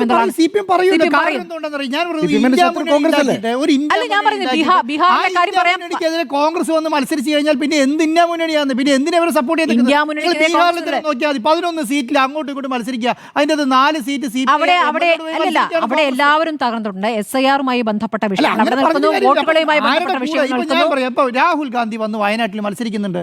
ആകെ ഇടതുപക്ഷത്തിന് ഭരണമുള്ള ഏക സംസ്ഥാനം കേരളമാണ്. അത് അറിയാവുന്ന പാർട്ടി എന്ന് പറയുന്ന ആരാ? ഈ പറയുന്ന കോൺഗ്രസ് ആണ്. കോൺഗ്രസ് എന്താണ് മനസ്സിലാക്കേണ്ടത്? ഈ ഇടതുപക്ഷം ഇന്ത്യയിൽ ഉണ്ടാവാൻ പാടില്ല എന്നുള്ള അർത്ഥത്തിലല്ലേ പ്രവർത്തിച്ചുകൊണ്ടിരിക്കുന്നത്. അപ്പോൾ അങ്ങനെ പ്രവർത്തിക്കുന്ന ഒരു പാർട്ടീനെ വന്നിട്ട് അതിനെ സപ്പോർട്ട് മേടിക്കാതെ പരിപാടി, അല്ലെങ്കിൽ പിന്നെ എന്തിനാണെന്ന് ഞാൻ ചോദിക്കുന്നത്. ബീഹാറിൽ ഇന്ത്യ മുന്നണി എന്ന് പറഞ്ഞൊരു പിന്നെ ഗഡ്ബന്ധൻ ഉണ്ടാക്കി. ഈ മഹാഗഡ്ബന്ധൻ ഉണ്ടാക്കി കഴിഞ്ഞാൽ അറ്റ്ലീസ്റ്റ് അതിനകത്ത് അതിനോട് ഉള്ള സ്ഥാനാർത്ഥിക്കെതിരെ മത്സരിക്കാതിരിക്കാനുള്ള ശരി, അത് നമ്മൾ ഇന്നലെ ചർച്ച ചെയ്താണത്. അതിൽ ഒരുപാട് ഘടകങ്ങളുണ്ട്, അതും ഒരു ഘടകമായിട്ടില്ല എന്ന് സമ്മതിക്കുന്നു. ഇല്ല എന്ന് ഞാൻ പറയുന്നില്ല. രാഷ്ട്രീയത്തിൽ എങ്ങനെയാലും കോൺഗ്രസിനെതിരെ CPM നിന്നല്ലേ പറ്റും. ശരി, നിൽക്കുമ്പോൾ ബീഹാർ ആണോ പറയേണ്ടതെന്നൊരു പ്രശ്നമുണ്ട്. ആ ബീഹാർ എല്ലാവരെയും ബാധിക്കുന്ന വിഷയമാണ്. അവിടെ ഇടതിനും വീഴ്ചയുണ്ടായിട്ട് ഇടതും തകർന്നിട്ടുണ്ട് എന്നുള്ള കാര്യം CPM-നെതിരെ നിൽക്കുന്നു എന്നുള്ളത് മാത്രമല്ല, നമ്മൾ കേരളത്തിലെ കോണ്ടെക്സ്റ്റിലേക്ക് കൊണ്ടുവന്നു കഴിഞ്ഞാൽ ബീഹാർ പോലെ പരസ്പരം മത്സരിക്കുന്ന ഒരു കാഴ്ച നമ്മൾ കോഴിക്കോട് കോർപ്പറേഷൻ നോക്കിയാൽ കാണും. കോഴിക്കോട് കോർപ്പറേഷനിൽ യൂത്ത് ലീഗിന്റെ സംസ്ഥാന സെക്രട്ടറി TP ജിഷനാണ് കോഴിക്കോട് കോർപ്പറേഷനിലെ ലീഗിന്റെ മേയർ സ്ഥാനാർത്ഥി. അതേസമയം സർപ്രൈസ് മേയർ സ്ഥാനാർത്ഥിയായി സംവിധായകൻ VM വിനു മത്സരിക്കുന്നുള്ളൂ. അങ്ങനെ എല്ലായിടത്തും ഞാൻ എന്റെ സമയമാണ്. CPM CPI ഉണ്ട്. CPI LDF-ലേക്ക് മടങ്ങി വന്നു എന്നുള്ള വാർത്തയെ കൂടി ഒരു തദ്ദേശ തെരഞ്ഞെടുപ്പ് ഒരു സ്ഥലത്ത് നമ്മൾ വായിച്ചു. അപ്പൊ അങ്ങനെ കൗതുകമുള്ള കാര്യങ്ങൾ തദ്ദേശ തെരഞ്ഞെടുപ്പിൽ കാണാം. ഒരു മിനിറ്റ്. ഇപ്പോൾ ആകെയുള്ള പ്രതീക്ഷ എന്നുള്ളത് നേരത്തെ നിങ്ങളൊക്കെ ചൂണ്ടിക്കാണിച്ച പോലെ ഇവിടത്തെ BJP-യിൽ ഐക്യമില്ല എന്നുള്ളതാണ്. ഇവിടത്തെ BJP-യിൽ ഐക്യമില്ല. BJP-യിൽ ഐക്യം ഉണ്ടാക്കിയാൽ എന്റെ ടൈമിൽ ഒന്ന് പൂർത്തിയാക്കട്ടെ. ഇവിടെ ഒരാൾ പ്രസിഡന്റായ അടുത്ത അയാളെ താഴെ ഇറക്കാനുള്ള ശ്രമം നടത്തും. അതാണ് ഏക പ്രതീക്ഷ. ഇവിടെ വളരില്ല എന്നുള്ളതിന്റെ ഏക പ്രതീക്ഷ. മറ്റൊരു പ്രധാനപ്പെട്ട കാര്യം, ഭരണവിരുദ്ധ വികാരത്തെ മുതലാക്കാൻ കഴിയണമല്ലോ. ഭരണവിരുദ്ധ വികാരത്തെ മുതലാക്കിയാലാണല്ലോ ഇവിടെ ഭരണത്തിൽ വരാൻ പറ്റുക. അങ്ങനെ എന്തെങ്കിലും ശ്രമങ്ങൾ ഇവിടെ BJP-യുടെ ഭാഗത്ത് ഉണ്ടായിട്ട് നമ്മൾ കാണുന്നില്ല. അങ്ങനെ ഒരു ഭരണവിരുദ്ധ വികാരം മുതലാക്കാൻ നടത്തുന്നുണ്ടോ? വല്ല പ്രതികരണങ്ങൾ നടത്തുന്നുണ്ടോ, സമരങ്ങൾ നടത്തുന്നുണ്ടോ, പ്രക്ഷോഭങ്ങൾ നടത്തുന്നുണ്ടോ? ഒന്നും നമ്മൾ കാണുന്നില്ല. അപ്പോൾ ആ രൂപത്തിൽ അങ്ങനെ ഒരു പ്രവർത്തനം നടത്താത്തതുകൊണ്ട് BJP-ക്ക് അങ്ങനെ ഒരു സാധ്യതയും കാണുന്നില്ല. അപ്പോൾ BJP-ക്ക് അകത്തെ പ്രശ്നങ്ങൾ കൊണ്ട് വേറൊരു കാര്യമുണ്ട്. ഇവിടെ ജയിച്ച സുരേഷ് ഗോപി എന്നുള്ളത് ഇവിടുത്തെ BJP നേതാക്കളുടെ പദ്ധതിയല്ല കേട്ടോ, കേന്ദ്രത്തിന്റെ പദ്ധതിയാണ്. കേന്ദ്രത്തിന്റെ പദ്ധതി ഇവിടെ വിജയിച്ചതാണ്. ഇനിയിപ്പോൾ സുരേഷ് ഗോപിയുടെ ആ പദ്ധതി പാളിപ്പോയി എന്നുള്ളത് ഇപ്പോൾ ബോധ്യപ്പെട്ടിട്ടുണ്ടാകാം. ഞാൻ അങ്ങനെയല്ല പറഞ്ഞു. ഞാൻ പറഞ്ഞു സുരേഷ് ഗോപി മത്സരിക്കാൻ തയ്യാറായതുകൊണ്ട് മാത്രം ജയിച്ചു. അത് ഞാൻ പറയുന്നത് കേന്ദ്രത്തിന്റെ പദ്ധതിയാണെന്ന് വെക്കുക. സുരേഷ് ഗോപിനേക്കാളും അപ്പുറമുള്ള ഒരു നേതാവിനെ നിങ്ങൾക്ക് തൃശ്ശൂർ കാണിച്ചു തരാൻ പറ്റുമോ? സുരേഷ് ഗോപി മത്സരിക്കാൻ സുരേഷ് ഗോപി താരമെന്നുള്ള നിലയ്ക്കാണ് തനിക്ക് വോട്ട് കിട്ടിയത്. അല്ല, താരമെന്ന നിലയ്ക്കാണ് തനിക്ക് വോട്ട് കിട്ടിയതെന്ന് അദ്ദേഹം പറയുകയും ചെയ്തിട്ടുണ്ട്. പക്ഷെ അദ്ദേഹം ഇപ്പോഴും താരമായി നിൽക്കുന്നു എന്നുള്ളതാണ് BJP-ക്ക് പരാജയം സംഭവിക്കുക. അദ്ദേഹം ഇപ്പോഴും താരമായി അഭിനയിച്ചുകൊണ്ട് നടക്കുകയാണെന്നുള്ളതാണ് പരാജയമായി സംഭവിച്ചുകൊണ്ടിരിക്കുന്നത്. തന്നെ പറയുന്നത് എന്താണ്, ഞാൻ BJP-യുടെ ഒരു നേതാവ് എന്നുള്ള നിലയിലൊക്കെയല്ല ജയിച്ചു. ശരി, ഞാനൊരു സിനിമാ നടനും ഒരു താരം എന്നുള്ള നിലയ്ക്കും കൂടെ വോട്ട് കിട്ടിയതുകൊണ്ടാണ് ഞാൻ ജയിച്ചെന്ന് പറയുന്നുണ്ട്. അതൊരു സുരേഷ് ഗോപി തീരുമാനിച്ചതുകൊണ്ടാണ് ഞാൻ വിചാരിക്കുന്നത്. അപ്പോൾ ഇപ്പം ഞാൻ അതുപോലെയുള്ള പ്രധാനപ്പെട്ട മോഹൻലാലിനെ ഒരു മണ്ഡലത്തിൽ കൊണ്ട് BJP നിർത്തി ജയിക്കില്ലേ? ഞാൻ അതേ നിൽക്കുന്നുള്ള അർത്ഥത്തിലല്ല ഞാൻ പറഞ്ഞത്. നിങ്ങൾക്ക് ജയിക്കാൻ സാധ്യതയുണ്ട്. അല്ലല്ല, ഇവിടുത്തെ നേതാക്കളൊന്നും അറിയാതെ കേന്ദ്ര നേതൃത്വത്തിന്റെ ഒരു അജണ്ടയായിരുന്നു അത് സുരേഷ് ഗോപിയെ നിർത്തുക എന്നുള്ളത്. BJP-ക്കും ചെയ്തിരിക്കുന്ന ഒരു യാഥാർത്ഥ്യമാണ്. താരമായതുകൊണ്ട് വിജയിച്ചു എന്നുള്ളത് മാത്രം ഘടകമായിട്ട് ഞാൻ കരുതുന്നില്ല. ഏതായാലും അതാണ് അടിസ്ഥാന അടിസ്ഥാനത്തിൽ അത് വിജയിക്കും. ഇപ്പോഴേതായാലും വിജയിക്കില്ല എന്നുള്ളതാണ് എൻ്റെ മറുപടി. സുജിയ, കേരളത്തിലെ പ്ലാൻ വിജയിക്കുമോ? അധികാരത്തിലെത്തുക എന്നതാണല്ലോ ഏത് രാഷ്ട്രീയ പാർട്ടിയും ആഗ്രഹിക്കുന്നത്. അതിപ്പോൾ CPIM ആയാലും കോൺഗ്രസ് ആയാലും BJP ആയാലും അവർ ഒരു രാഷ്ട്രീയ പാർട്ടിയായി പ്രവർത്തിച്ചു വരുമ്പോൾ അധികാരത്തിലേക്ക് എത്തുക, പാർലമെന്ററി രാഷ്ട്രീയത്തിന്റെ ഭാഗമാവുക. അപ്പോൾ രാജ്യത്ത് വിവിധ സംസ്ഥാനങ്ങളിൽ ഇപ്പോൾ BJP-യാണ് ഭരിച്ചുകൊണ്ടിരിക്കുന്നത്. ഇന്ത്യയുടെ ഒരു രാഷ്ട്രീയ ഭൂപടം എടുത്ത് നോക്കിക്കഴിഞ്ഞിട്ടുണ്ടെങ്കിൽ അത് കാവി പുതച്ച് കിടക്കുന്നതാണ്. ഇന്നലത്തെ ബീഹാർ വിജയത്തോടുകൂടി അത് സമ്പൂർണ്ണമായിരിക്കുകയാണ്. ഘടകകക്ഷികൾക്കൊപ്പം അത് തനിയെ ഒക്കെ ഭരിക്കുന്ന സംസ്ഥാനങ്ങളാണ്. അപ്പോൾ കേരളവും ഇന്ത്യയിലെ ഒരു സംസ്ഥാനമാണ്. ഇങ്ങേയറ്റത്ത് കിടക്കുന്നു, ചുവന്ന് കിടക്കുന്നു എന്നതിന്റെ അർത്ഥം അത് എല്ലാ കാലവും ചുവന്ന് കിടക്കും എന്നുള്ളതല്ല. നിലവിലത്തെ സാഹചര്യത്തിൽ പ്രതിപക്ഷത്തിന് ശക്തിയില്ലാതിരുന്നത് കൊണ്ടാണ് തുടർ ഭരണത്തിലേക്ക് പിണറായി സർക്കാർ വന്നത്. അതോടൊപ്പം തന്നെ അടുത്ത ഊഴത്തിലേക്ക് അവർ പോകുമെന്നുള്ള അമിത ആത്മവിശ്വാസത്തിലേക്ക് ഇടത് സർക്കാരിന് എത്താൻ സാധിക്കുന്നത് എന്തുകൊണ്ടാണ്? ഇവിടുത്തെ പ്രതിപക്ഷം നിഷ്ക്രിയമായതുകൊണ്ടാണ്. പ്രതിപക്ഷം എന്ന് പറയുമ്പോൾ പ്രധാന പ്രതിപക്ഷമായി നിയമസഭയിലുള്ളത്, താങ്കൾ പറഞ്ഞത് ശരിയാണ്, കേരളത്തിൽ BJP-ക്ക് നിയമസഭയിൽ അക്കൗണ്ട് ഇല്ല, പുറത്ത് മാത്രമേ ഉള്ളൂ. അതായത് ജനഹൃദയങ്ങളിൽ മാത്രമേ നിലവിൽ ഇപ്പോൾ അക്കൗണ്ട് ഉള്ളൂ, നിയമസഭയിൽ അക്കൗണ്ട് ഇല്ല. നിയമസഭയിൽ അതായത് ഹൃദയത്തിലുണ്ടെന്നുള്ളത് ബീഹാറിലേത് ഇനിയും സാർ കണ്ടില്ല എന്ന് വിചാരിക്കരുത്. അപ്പോൾ നിയമസഭയിൽ അക്കൗണ്ട് ഇല്ല. അതുകൊണ്ട് തന്നെ നിയമസഭയിൽ ഇരിക്കുന്ന പ്രതിപക്ഷം എന്താണ് ചെയ്തുകൊണ്ടിരിക്കുന്നത്? അങ്ങനെയാണെങ്കിൽ നിയമസഭയിലെ പ്രതിപക്ഷം അക്കൗണ്ടുള്ള, കാലങ്ങളായി പ്രവർത്തിച്ചുകൊണ്ടിരിക്കുന്ന വളരെ ഹീറോയിക് ആയിട്ടുള്ള നേതാക്കളുള്ള കോൺഗ്രസ് എന്താണ് ചെയ്തുകൊണ്ടിരിക്കുന്നത്? കോൺഗ്രസിന് എന്തുകൊണ്ടാണ് ഇടതുപക്ഷത്തിന്റെ തുടർഭരണം തടയാൻ കഴിയാതെ പോയത്? അപ്പോൾ കോൺഗ്രസിനെ കുറിച്ച് നമ്മൾ ചർച്ച ചെയ്യില്ല. ബീഹാറിലെ കോൺഗ്രസിന്റെ തകർച്ച 8 നിലയിൽ പൊട്ടി താഴെ വീണ് ഉരുളുകയാണ്. രാഹുൽ ഗാന്ധിക്ക് ഇന്ന് മിണ്ടാനില്ല. എന്തെങ്കിലും പറയാനുണ്ടോ? മാധ്യമങ്ങളുടെ മുന്നിൽ നിന്ന് മോദി വരുന്നില്ലേ എന്ന് പറഞ്ഞുകൊണ്ടിരുന്നവർക്കൊന്നും ഇന്ന് അത് ചർച്ച ചെയ്യേണ്ട. രാഹുൽ ഗാന്ധി മിണ്ടാതെ ഓടി. ഞാൻ പറഞ്ഞ പോലെ ഇന്നലെ കണ്ടമൊഴിയോടാണ് രാഹുൽ ഗാന്ധി ചെയ്തത്. അങ്ങനെ ചെയ്ത് രാഹുൽ ഗാന്ധിയെ കുറിച്ച് ചർച്ച ചെയ്യാനല്ല, കേരളത്തിലെ BJP-യുടെ പ്ലാൻ വിജയിക്കുമോ എന്നതാണ് ഇപ്പോഴത്തെ ചർച്ച. അത് ചർച്ചയാക്കിയത് നല്ലതാണ്. അതിന്റെ അർത്ഥം എന്താണ്? കേരളത്തിലെ പ്ലാൻ വിജയിക്കുമോ എന്ന ചോദ്യം വരുന്നുണ്ടെങ്കിൽ ഏറ്റവും വലിയ നരേന്ദ്രമോദി ക്രിട്ടിക്കായ ജിമ്മി ജെയിംസ് അടക്കം 4 സീറ്റ് വരെ BJP-ക്ക് കിട്ടാൻ സാധ്യതയുണ്ടെന്ന് പറഞ്ഞല്ലോ. അതാണ് കേരളത്തിലെ മാറ്റം.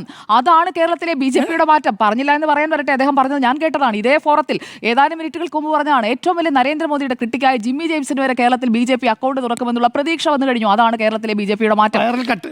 അതാണ് വൈറൽ കട്ട്, വൈറൽ കട്ട്. അതാണ് കേരളത്തിലെ വൈറൽ ബി.ജെ.പിയുടെ കട്ട്. മാറ്റം. അതാണ് കേരളത്തിലെ ബി.ജെ.പിയുടെ മാറ്റം. അപ്പോൾ കേരളം ഇന്ത്യയിലെ ഒരു 4 മതിയോ? സംസ്ഥാനമായതുകൊണ്ട് തന്നെ 4 മതിയോ? 4 പോരല്ലോ, അധികാരത്തിലേക്ക് എത്താൻ 4 മതിയോ? താങ്കൾക്ക് അറിഞ്ഞൂടെ കേവല 40 ഭൂരിപക്ഷത്തിന് എത്ര പറയട്ടെ. വേണമെന്ന്?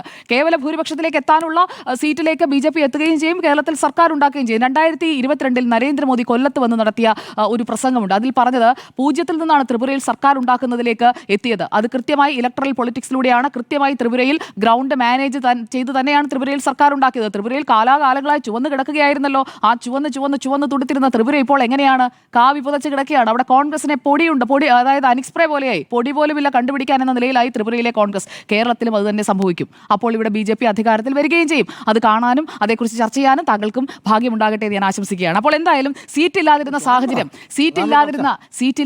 സാഹചര്യത്തിൽ നിന്ന് സീറ്റുള്ള സാഹചര്യത്തിലേക്ക് വരുമോ? അതാണല്ലോ ചോദ്യം. അത് വരും എന്നത് തന്നെയാണ് എൻ്റെ ഉറച്ച മറുപടി. കാരണം ബീഹാറിൽ ബി.ജെ.പിക്ക് അനുകൂല സാഹചര്യമായിരുന്നു. ഇന്നലെ ഇപ്പോൾ വോട്ടെണ്ണി കഴിഞ്ഞപ്പോൾ എന്താണ് നമ്മൾ കണ്ടത്? ഏറ്റവും വലിയ ഒറ്റകക്ഷിയായി ബീഹാറിൽ ബി.ജെ.പി മാറിക്കഴിഞ്ഞിരിക്കുകയാണ്. സോഷ്യലിസ്റ്റ് പ്രസ്ഥാനങ്ങൾക്ക് വളക്കൂറുണ്ടായിരുന്ന, അതുപോലെ തന്നെ കോൺഗ്രസ് കാലങ്ങളായി അവിടെ വേരൂന്നിയിരുന്ന, 6 പതിറ്റാണ്ടോളം കാലം കോൺഗ്രസിന് അവിടെ എത്രത്തോളം ശക്തി ഉണ്ടായിരുന്നു, അതിൽ നിന്ന് ഇന്നിപ്പോൾ കോൺഗ്രസിന്റെ ശക്തി ക്ഷയിച്ച് കയ്യിൽ എണ്ണിയെടുക്കാൻ പറ്റുന്ന സീറ്റുകളിലേക്ക് കോൺഗ്രസ് ചുരുങ്ങി എന്നുണ്ടെങ്കിൽ ദുർബലമാകുന്നത്, നശിച്ചുകൊണ്ടിരിക്കുന്നത് കോൺഗ്രസ് ആണ് എന്നുള്ളൊരു സത്യം നമ്മൾ തിരിച്ചറിയണം. അത് തിരിച്ചറിയാതെ ബി.ജെ.പി വളരുമോ, ബി.ജെ.പി ഒരിക്കലും വളരില്ല, കേരളത്തിൽ ഒരിക്കലും വരില്ല എന്നൊക്കെ പറഞ്ഞുകൊണ്ടിരുന്നാൽ ബീഹാറിൽ കണ്ടത് തന്നെ ഇവിടെയും കാണേണ്ടി വരും. യാഥാർത്ഥ്യബോധത്തോടെ നമ്മൾ കാര്യങ്ങളെ സമീപിക്കണം എന്നുള്ളതാണ് എനിക്ക് നിങ്ങളോടൊക്കെ പറയാനായിട്ടുള്ളത്. അപ്പോൾ ബംഗാളിലേക്ക് വരാം. പശ്ചിമ ബംഗാൾ 34 വർഷം തുടർച്ചയായി ഭരിച്ചതാണ്. ഇവിടെ ഇപ്പോൾ 10 വർഷം ആകുന്നതേ ഉള്ളൂ, 3-ാം ഊഴത്തിലേക്ക് പോകാൻ പോകുന്നതേ ഉള്ളൂ. എന്തായാലും ഇടതുപക്ഷം അവരുടെ പ്രതീക്ഷ അനുസരിച്ച് സംഭവിക്കുകയാണെങ്കിൽ, അങ്ങനെയാണെങ്കിൽ ആ 15 വർഷം പൂർത്തിയാകുമ്പോൾ ബംഗാൾ ആവർത്തിക്കൂടെ? ഉറപ്പാണ്. കാരണം എത്രത്തോളം എന്ന് വെച്ചാണ് ആളുകളെ പറ്റിക്കാൻ കഴിയുക. അപ്പോൾ ഇത് ജനകീയ സർക്കാരാണ്. ബംഗാളിലപ്പോൾ ആയിരുന്നില്ലേ? ബംഗാളിൽ 34 വർഷം ഇടതുപക്ഷമായിരുന്നു. അതപ്പോൾ ജനകീയ സർക്കാർ ആയിരുന്നില്ല എന്ന് ആൻഡോ സാർ പറയുകയാണെങ്കിൽ, അല്ല താങ്കൾക്ക് തന്നെ അങ്ങനെ ഒരു ബോധ്യമുണ്ടെങ്കിൽ പിന്നെ ഞാനൊന്നും പറയുന്നില്ല. കേരളത്തിന്റെ പശ്ചിമ ബംഗാൾ ഇടതുപക്ഷത്തെക്കാൾ ചുവന്ന ഭൂമിയാണ്. കേരളത്തിൽ ബി.ജെ.പിയുടെ ചെപ്പടി വിദ്യ ഒന്നും കേരളത്തിൽ ബി.ജെ.പിക്ക് ചെപ്പടി വിദ്യ വേണ്ട സാർ. ബി.ജെ.പിക്ക് ചെപ്പടി വിദ്യ വേണ്ട. ജനങ്ങളെ അണ്ടർഎസ്റ്റിമേറ്റ് ചെയ്യരുത്. കേരളത്തിലെ എന്നല്ല, രാജ്യത്തെ ഒരു സ്ഥലത്തെയും ആളുകളെ പൈസയ്ക്ക് വോട്ട് എന്ന് പറയുന്നത് ശരിയല്ല. താങ്കൾ പണം തരുന്നവർക്കാണോ വോട്ട് ചെയ്യുന്നത്? അല്ലല്ലോ, ഞാൻ എന്തായാലും അങ്ങനെയല്ല. താങ്കൾ പണം കിട്ടുന്നവർക്കാണോ വോട്ട് ചെയ്യുന്നത്? ഞാൻ എന്തായാലും അങ്ങനെയല്ല. രാജ്യത്തെ ഒരാളും അങ്ങനെയല്ല. രാജ്യത്തെ അങ്ങനെയല്ലെന്നേ. രാജ്യത്തെ ഒരാളും അങ്ങനെയല്ല. കേരളത്തിൽ എന്നല്ല, ഈ രാജ്യത്ത് 10,000 കൊടുത്ത് വോട്ട് വാങ്ങിക്കുന്നത് താങ്കൾ എങ്ങനെയാണ് അത് പറയാൻ കഴിയുക? അങ്ങനെയാണെങ്കിൽ ഇവിടെ 64 ലക്ഷം ആളുകൾക്ക് പെൻഷൻ കൊടുക്കുന്നത് ഈ അതെന്ന് പറഞ്ഞു കഴിഞ്ഞാൽ സർക്കാർ ആനുകൂല്യമാണ്. അതൊരു പദ്ധതിയുടെ ഭാഗമാണ്. ഞാൻ താങ്കൾക്ക് പറഞ്ഞുതരാം, അതൊരു പദ്ധതിയുടെ ഭാഗമാണ്. ആ പദ്ധതിയുടെ മനസ്സിലാക്കി പോകണം. മുഖ്യമന്ത്രി, ഞാനെന്ന് പറഞ്ഞോട്ടെ, എന്റെ അവസരമാണ് മഹിളാ റോസ്ഗാർ യോജന. ആ പദ്ധതിയുടെ ഭാഗമായി അത് സ്ത്രീകൾക്ക് 1.5 കോടി, പറയട്ടെ, 1.5 കോടി വനിതാ സംരംഭകരെ ലക്ഷ്യമിട്ടുകൊണ്ടുള്ള പദ്ധതിയാണത്. ആ പദ്ധതി വനിതാ സംരംഭം എന്ന് പറഞ്ഞാൽ എന്താ? തൊഴിലുണ്ടാക്കുന്ന ജോലിയാണ്, തൊഴിലുണ്ടാക്കുന്ന സംരംഭമാണ്. 10,000 രൂപയ്ക്ക് ബീഹാറിലെ ഒരു വനിതയ്ക്ക് ഓണ്ടർപ്രണർ ആവാൻ പറ്റുമോ? 10,000 ആദ്യഘട്ടമാണ് സ്ത്രീകൾക്ക് അത് കൊടുക്കുന്നത്. അത് സ്ത്രീകളുടെ ഉന്നമനം എന്ന് പറഞ്ഞു കഴിഞ്ഞാൽ പോരാ. താങ്കളുടെ വസ്തുതാവിരുദ്ധമായ വാദമാണ്. ഞാൻ എന്റെ സമയം കളയുന്നില്ല, ജനങ്ങൾക്ക് മനസ്സിലാവുന്നുണ്ട്. ഞാനൊന്ന് പറഞ്ഞോട്ടെ, അത് വസ്തുതാവിരുദ്ധമാണ്. ആ യോജന, ആ പദ്ധതി എന്ന് പറയുന്നത് അത് കൃത്യമായി അതിന്റെ അടുത്ത സ്റ്റേജിലേക്ക് പോകുന്നതാണ്. അത് മഹിളാ റോസ്ഗാർ യോജന എന്ന് പറയുന്നതിന്റെ ആദ്യഘട്ടമാണ്. 1.5 കോടി സ്ത്രീകൾക്ക് ബീഹാറിൽ പ്രയോജനം ഉണ്ടാകുന്ന പദ്ധതിയാണ്. ആ സ്ത്രീകളെല്ലാം വോട്ട് ചെയ്തു. ബീഹാറിൽ ബി.ജെ.പി ഏറ്റവും വലിയ ഒറ്റകക്ഷിയായി അധികാരത്തിലേക്ക് എത്തിക്കഴിഞ്ഞു.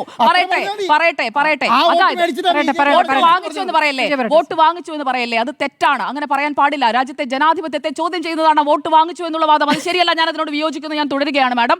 എന്തായാലും നമ്മൾ വടക്കുകിഴക്ക് ഇന്ത്യയിലേക്ക് നോക്കൂ എന്ന് പറയും. വടക്കുകിഴക്ക് ഇന്ത്യയിലേക്ക് നോക്കിയാലും അവിടെയും നല്ല രീതിയിൽ കാവി പുതച്ച് കിടക്കുകയാണ്. അവിടെ അപ്പോൾ കൃത്യമായി വികസനം നടപ്പാക്കിയാൽ വികസനത്തിനൊപ്പം ഇന്ത്യയിലെ ജനങ്ങൾ നിൽക്കുമെന്നതിന്റെ സൂചന തന്നെയാണ് വിവിധയിടങ്ങളിൽ നമ്മൾ കണ്ടുകൊണ്ടിരിക്കുന്നത്. അതിവിടെ കേരളത്തിൽ തൃശ്ശൂർ എടുക്കുമെന്ന് പറഞ്ഞാൽ ഇപ്പോൾ എടുക്കും, നമുക്ക് കാണാം എന്ന് പറഞ്ഞവരൊക്കെ, സുരേഷ് ഗോപി തൃശ്ശൂർ 75,000 വോട്ടിന്റെ ഭൂരിപക്ഷത്തിൽ ജയിച്ചതും ഇരുന്ന് ചർച്ച ചെയ്യേണ്ടി വന്നിട്ടുണ്ട്. അപ്പോൾ കേരളത്തിലെ പ്ലാൻ വിജയിക്കുമോ, അല്ലെങ്കിൽ കേരളത്തിൽ ബി.ജെ.പി വളരുമോ എന്ന് ചോദിക്കുന്നതിനപ്പുറം കേരളത്തിലെ ബി.ജെ.പിയുടെ വളർച്ച അംഗീകരിക്കാൻ പഠിക്കുക എന്നതാണ്. കാരണം ഇപ്പോൾ തെക്കൻ കേരളത്തിലായാലും മധ്യ കേരളത്തിലായാലും ബി.ജെ.പിയുടെ വോട്ട് ബേസ് എന്ന് പറയുന്നത് അത് വർദ്ധിച്ചു വരികയാണ്. എന്തുകൊണ്ടാണ് ഇടതുപക്ഷത്തിന്റെ വിവിധ ഫോറ തന്ത്രങ്ങളിൽ വിലയിരുത്തലുകളിൽ ഈഴവ വോട്ടുകൾ ഒഴുകിപ്പോകുന്നതിനെ കുറിച്ച് ആശങ്കപ്പെടുന്നത്, അത് തിരിച്ചുപിടിക്കാനായിട്ടുള്ള പദ്ധതികൾ ആവിഷ്കരിക്കുന്നത്, വോട്ട് പോയത് BJP-യിലേക്കാണെന്ന് കൃത്യമായി തിരിച്ചറിഞ്ഞതുകൊണ്ടാണല്ലോ ലോക്സഭാ തെരഞ്ഞെടുപ്പിലടക്കം എങ്ങനെയാണ് BJP-ക്ക് വോട്ട് വിഹിതം കൂടിയത്. തങ്ങളുടെ കീശയിൽ നിന്ന് ചോർന്നു പോകുന്ന വോട്ടുകൾ അത് എത്രത്തോളമാണെന്ന് കൃത്യമായി മനസ്സിലാക്കിക്കൊണ്ട് തന്നെയാണ് ഇടതുപക്ഷം മുന്നോട്ട് പോകുന്നത്. എന്തായാലും ഇവിടെ ഇപ്പോൾ ക്രോസ് വോട്ടിങ്ങിനെ കുറിച്ച് നിങ്ങളൊക്കെ പറഞ്ഞതുകൊണ്ട് അതുകൂടി പറഞ്ഞു പോകാം. കേരളത്തിൽ BJP ജയിക്കാൻ സാധ്യതയുള്ള മണ്ഡലങ്ങളിലെ ക്രോസ് വോട്ടിംഗ് നിർത്തിയിട്ടുണ്ടെങ്കിലോ പണ്ടേ BJP-ക്ക് കേരളത്തിൽ ഇവിടെ സീറ്റ് കണ്ടേനെ. അത് ക്രോസ് വോട്ടിംഗ് ആണ്, അതാണ് തെറ്റ്. ക്രോസ് വോട്ടിംഗ് ആണ്. ജനാധിപത്യത്തെ അട്ടിമറിക്കുന്ന ഈ പരിപാടി ഇടതുപക്ഷവും UDF-ഉം നിർത്തി കഴിഞ്ഞാൽ അട്ടിമറിക്കലാണ്. ജനങ്ങൾക്കുള്ള ചോയ്സ്. വർഗീയതക്കെതിരെ വോട്ട് ചെയ്യുന്നതല്ലോ. BJP-യുടെ സ്ഥാനാർത്ഥി വന്ന് വർഗീയത പറഞ്ഞിട്ടാണോ അവിടെ വോട്ട് പിടിക്കുന്നത്? അത് നിങ്ങൾ ഉണ്ടാക്കുന്ന ഒരു ബോധ്യമാണെന്നേ അത് കേരളത്തിലെ ജനങ്ങൾ തിരിച്ചറിയും. വികസനത്തിന് വേണ്ടി തങ്ങൾക്ക് വിജയിപ്പിക്കേണ്ടത് ആരെയാണെന്നുള്ളത് കേരളത്തിലെ ജനങ്ങൾ തീരുമാനിക്കുക തന്നെ ചെയ്യും. ഇനിയിപ്പോൾ ഓർഗനൈസേഷണൽ ബേസിനെ കുറിച്ച് കൂടി പറഞ്ഞു തന്നെ പോകാം. ഓർഗനൈസേഷണൽ ബേസ് ഇന്നിപ്പോൾ കേരളത്തിൽ ഏറ്റവും കൂടുതൽ ഘട്ടമായി ശക്തമാക്കിക്കൊണ്ടിരിക്കുന്ന പാർട്ടിയുടെ പേര് BJP എന്നാണ്. താങ്കൾ തന്നെ ഈ കഴിഞ്ഞ ഒരു ചർച്ചയിൽ പറഞ്ഞല്ലോ കോൺഗ്രസിന് ബൂത്ത് കമ്മിറ്റിയിൽ ആളില്ല എന്ന്. ഇപ്പോൾ ആ തീരുമാനം മാറിയിട്ടൊന്നുമില്ലല്ലോ, അഭിപ്രായം മാറിയിട്ടില്ലല്ലോ. പക്ഷേ BJP-യുടെ കാര്യം അങ്ങനെയല്ല. ശരി, അങ്ങനെയാണെങ്കിൽ നിങ്ങൾ ഇങ്ങനെ കഷ്ടഘട്ടമായി കയറുകയാണെന്ന് പറഞ്ഞാൽ 2016 കിട്ടിയ വോട്ടിനെങ്കിലും കൂടുതൽ കിട്ടേണ്ട 2019 കിട്ടിയില്ലോ. 2016 14.46 അല്ല 24 പാർലമെന്റ് ഇലക്ഷനാണ് കാര്യം പറഞ്ഞുകൊണ്ടിരിക്കുന്നത്. പാർലമെന്റ് ഇലക്ഷനിൽ കിട്ടുന്ന പോലെ അല്ലല്ലോ. കാരണം 7 മണ്ഡലങ്ങൾ കൂടുമ്പോൾ ഒരു പാർലമെന്റ് ഇലക്ഷൻ എന്റെ സമയമാണ്. അപ്പോൾ താങ്കൾ ഇവിടെ അല്ല താങ്കളുടെ ഊഴത്തിൽ ഇതൊക്കെ പറയാമായിരുന്നല്ലോ. എന്തായാലും നമുക്ക് ലോക്കൽ ബോഡി ഇലക്ഷനിലേക്ക് വരാം. ലോക്കൽ ബോഡി ഇലക്ഷനിൽ ഘട്ടം എന്നുള്ളത് ഞാൻ താങ്കൾക്ക് പറഞ്ഞു തരാം. 2015 BJP ആകെ ജയിച്ച അല്ലെങ്കിൽ BJP-ക്ക് അംഗങ്ങൾ ഉണ്ടായത് അല്ലെങ്കിൽ എത്ര അംഗങ്ങൾ എന്ന് ചോദിച്ചാൽ 983 ഗ്രാമപഞ്ചായത്ത് അംഗങ്ങൾ ഉണ്ടായിരുന്നു. അത് 2020 ആകുമ്പോൾ 5 വർഷങ്ങൾക്കിപ്പുറം 1182 കൂടുകയാണ് ചെയ്തത്. അവിടെയാണ് UDF-ന്റെ പൊസിഷൻ എത്രയാണെന്നുള്ളത് കമ്പയർ ചെയ്യേണ്ടത്. ബ്ലോക്കിൽ 21 അംഗങ്ങളിൽ നിന്ന് 37 അംഗങ്ങളിലേക്ക് പടിപടിയായുള്ള വളർച്ചയാണെന്നേ. പതിയെയാണ് വളരുന്നതെന്നേ. പക്ഷേ വളരുകയാണ്, തളരുകയല്ല. മുനിസിപ്പാലിറ്റി അംഗങ്ങളുടെ എണ്ണം 236-ൽ നിന്ന് 320-ലേക്ക് വളർന്നു. കോർപ്പറേഷൻ അംഗങ്ങളുടെ എണ്ണം 59-ആയി 2020 വന്നു നിൽക്കുകയാണ്. ഈ ഒരു ബേസ് അവിടെയുണ്ട്. അത് പടിപടിയായി ഉണ്ടാക്കിയെടുത്തതാണ്. സാധാരണക്കാരായ പ്രവർത്തകർ പണിയെടുത്തുണ്ടാക്കിയതാണ്, അല്ലാതെ മേളിൽ നിന്ന് ആരും നൂലിൽ കെട്ടി ഇറക്കിയതൊന്നുമല്ല. അപ്പോൾ ആ രീതിയിലുള്ള വളർച്ച എവിടെ ഉണ്ടാകും? പാലക്കാടും പന്തളവും മാത്രമല്ല, കൂടുതൽ മുനിസിപ്പാലിറ്റികളിലെ ഭരണത്തിലേക്ക് എത്താനുള്ള സാധ്യതയും അവിടെ നിൽക്കുന്നുണ്ട്. 22 പഞ്ചായത്തുകളിൽ ഭരിക്കുന്നുണ്ടെങ്കിൽ അത് കൂട്ടാനായിട്ടുള്ള എല്ലാ സാധ്യതയും നിലനിൽക്കുന്നുണ്ട്. അങ്ങനെയുള്ള ഗ്രൗണ്ട് വർക്ക് അവിടെ നടക്കുന്നുണ്ട്. എന്തായാലും എൻ വാസു ശബരിമല സ്വർണ്ണക്കൊള്ളയിൽ ഇപ്പോൾ ജയിലിലാണല്ലോ. പാർട്ടിക്കാരൻ പഞ്ചായത്ത് പ്രസിഡന്റ്, തദ്ദേശ തെരഞ്ഞെടുപ്പ് ആകുമ്പോഴേക്കും പഞ്ചായത്ത് പ്രസിഡന്റ് പാർട്ടിക്കാരൻ എൻ വാസു സ്വർണം കട്ട് കിടക്കുകയാണ് ജയിലിൽ. അത് വെച്ചോണ്ടാണ് തെരഞ്ഞെടുപ്പിൽ പോസ്റ്റർ ബോയിയാണ് എൻ വാസു. ആ എൻ വാസുവിനെ പോസ്റ്റർ ബോയി ആക്കിക്കൊണ്ടിരിക്കുന്ന ആളുകളാണ്. ഭഗവാന്റെ സ്വർണം കട്ട ആളുകളെ കൂടെ കൊണ്ട് നടന്ന ഒരു പാർട്ടിയാണ് ഇവിടെ വന്നിരുന്നു കൊണ്ട് വർഗീയത, അതുപോലെ തന്നെ ഹിന്ദുത്വ പ്രീണനം എന്നൊക്കെ പറയുന്നത്. അപ്പോൾ ഹിന്ദുക്കൾ ഒന്ന് ആഞ്ഞു പിടിച്ചാലുണ്ടല്ലോ, ഹിന്ദു കൺസോളിഡേഷൻ വന്നാലുണ്ടല്ലോ, ഏറ്റവും വലിയ ഹിന്ദു പാർട്ടി ഹിന്ദുക്കളുടെ വോട്ട് വാങ്ങി, ഞാനൊന്ന് പറഞ്ഞോട്ടെ, ഹിന്ദുക്കളുടെ വോട്ട് വാങ്ങി അവരെ പറ്റിച്ച പാർട്ടി ഏതാണെന്ന് ചോദിച്ചാൽ അവർക്ക് കൃത്യമായിട്ട് കാര്യം മനസ്സിലാകും. അവരൊന്ന് മാറ്റിക്കുത്തിയാൽ തീരാവുന്നതേ ഉള്ളൂ.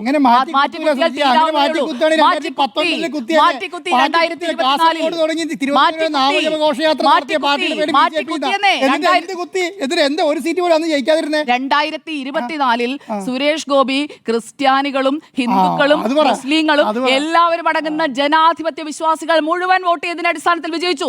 തിരുവനന്തപുരത്ത് രാജീവ് ചന്ദ്രശേഖർ 2ാം സ്ഥാനത്ത് വന്നതും അങ്ങനെ തന്നെയാണ്. അതും 1 മാസം മാത്രം പ്രചാരണം നടത്തി 2ാം സ്ഥാനത്ത് 15,000 ഡിഫറൻസിൽ നിൽക്കാമെന്നുണ്ടെങ്കിൽ അടുത്ത തവണ ആ സീറ്റിംഗ് വരും. അത്രേ ഉള്ളൂ, അത്രേ പറയാനായിട്ടുള്ളൂ. എന്തായാലും ഇനി ഞാൻ പറഞ്ഞ് അവസാനിപ്പിക്കാം. കേരളം ബീഹാർ അല്ല, പക്ഷേ ബീഹാറിന്റെ ഒരു സൂചന അത് കേരളത്തിൽ കൃത്യമായി പ്രതിഫലിക്കുമെന്നുള്ളത് ഉറപ്പാണ്. കാരണം കോൺഗ്രസിന്റെ ഒരു ദയനീയ പ്രകടനം, അതേക്കുറിച്ച് ആർക്കും ചർച്ച ചെയ്യേണ്ട. കോൺഗ്രസിന്റെ ദയനീയ പ്രകടനം, ഇവിടെ ദയനീയമായി നിൽക്കുന്ന അവസ്ഥയിലുള്ളത് രാജ്യത്ത് തന്നെ കോൺഗ്രസ് ആണ്. ഇവിടെ ഒരു പ്രതിപക്ഷമായിട്ട് ഏതെങ്കിലും രീതിയിൽ ഒരു പ്രകടനം കാഴ്ചവെക്കാൻ അവർക്ക് സാധിക്കുന്നുണ്ടോ? അപ്പോൾ കോൺഗ്രസിനെ കുറിച്ച്, കോൺഗ്രസിന്റെ സാധ്യതകളെ കുറിച്ച് ചർച്ച ചെയ്യില്ല. BJP വളരുമോ? BJP വളർന്നാൽ പ്രശ്നമാണ്, നമുക്ക് ക്രോസ് വോട്ട് ചെയ്താലും കുഴപ്പമില്ല എന്ന് പറയും. പക്ഷേ ഇത്തവണ അത് നടക്കില്ല എന്ന് തന്നെയാണ് ഞാൻ കരുതുന്നത്. LDF ഇവിടെ തുടർ ഭരണം ആഗ്രഹിക്കുന്നുണ്ട്. LDF അതുകൊണ്ട് തന്നെ ഇത്തവണ ക്രോസ് വോട്ടിംഗ് എന്ന് പറയുന്ന നിങ്ങൾ ഞാൻ ആരോപിക്കുന്ന തരത്തിലുള്ള ഒരു നീക്കത്തിലേക്കൊന്നും പോകുമെന്ന് ഞാൻ എന്തായാലും കരുതുന്നില്ല. ജനങ്ങളുമായി ബന്ധം പുലർത്തുന്ന സ്ഥാനാർത്ഥികളെ നിർത്തിക്കൊണ്ട്, അതുപോലെ വികസിത കേരളം എന്ന് പറയുന്ന ക്യാമ്പയിൻ മുന്നോട്ട് വെച്ചുകൊണ്ട് വന്നു കഴിഞ്ഞാൽ BJP-ക്ക് അപ്രാപ്യമല്ല നിയമസഭ അക്കൗണ്ട് തുറക്കും. ജിമ്മി സാറേ, ശരി, കേരളത്തിലെ പ്ലാൻ വിജയിക്കുമോ എന്നായിരുന്നു നമ്മുടെ ചോദ്യം. നോ എന്ന് 3, യെസ് എന്ന് 1.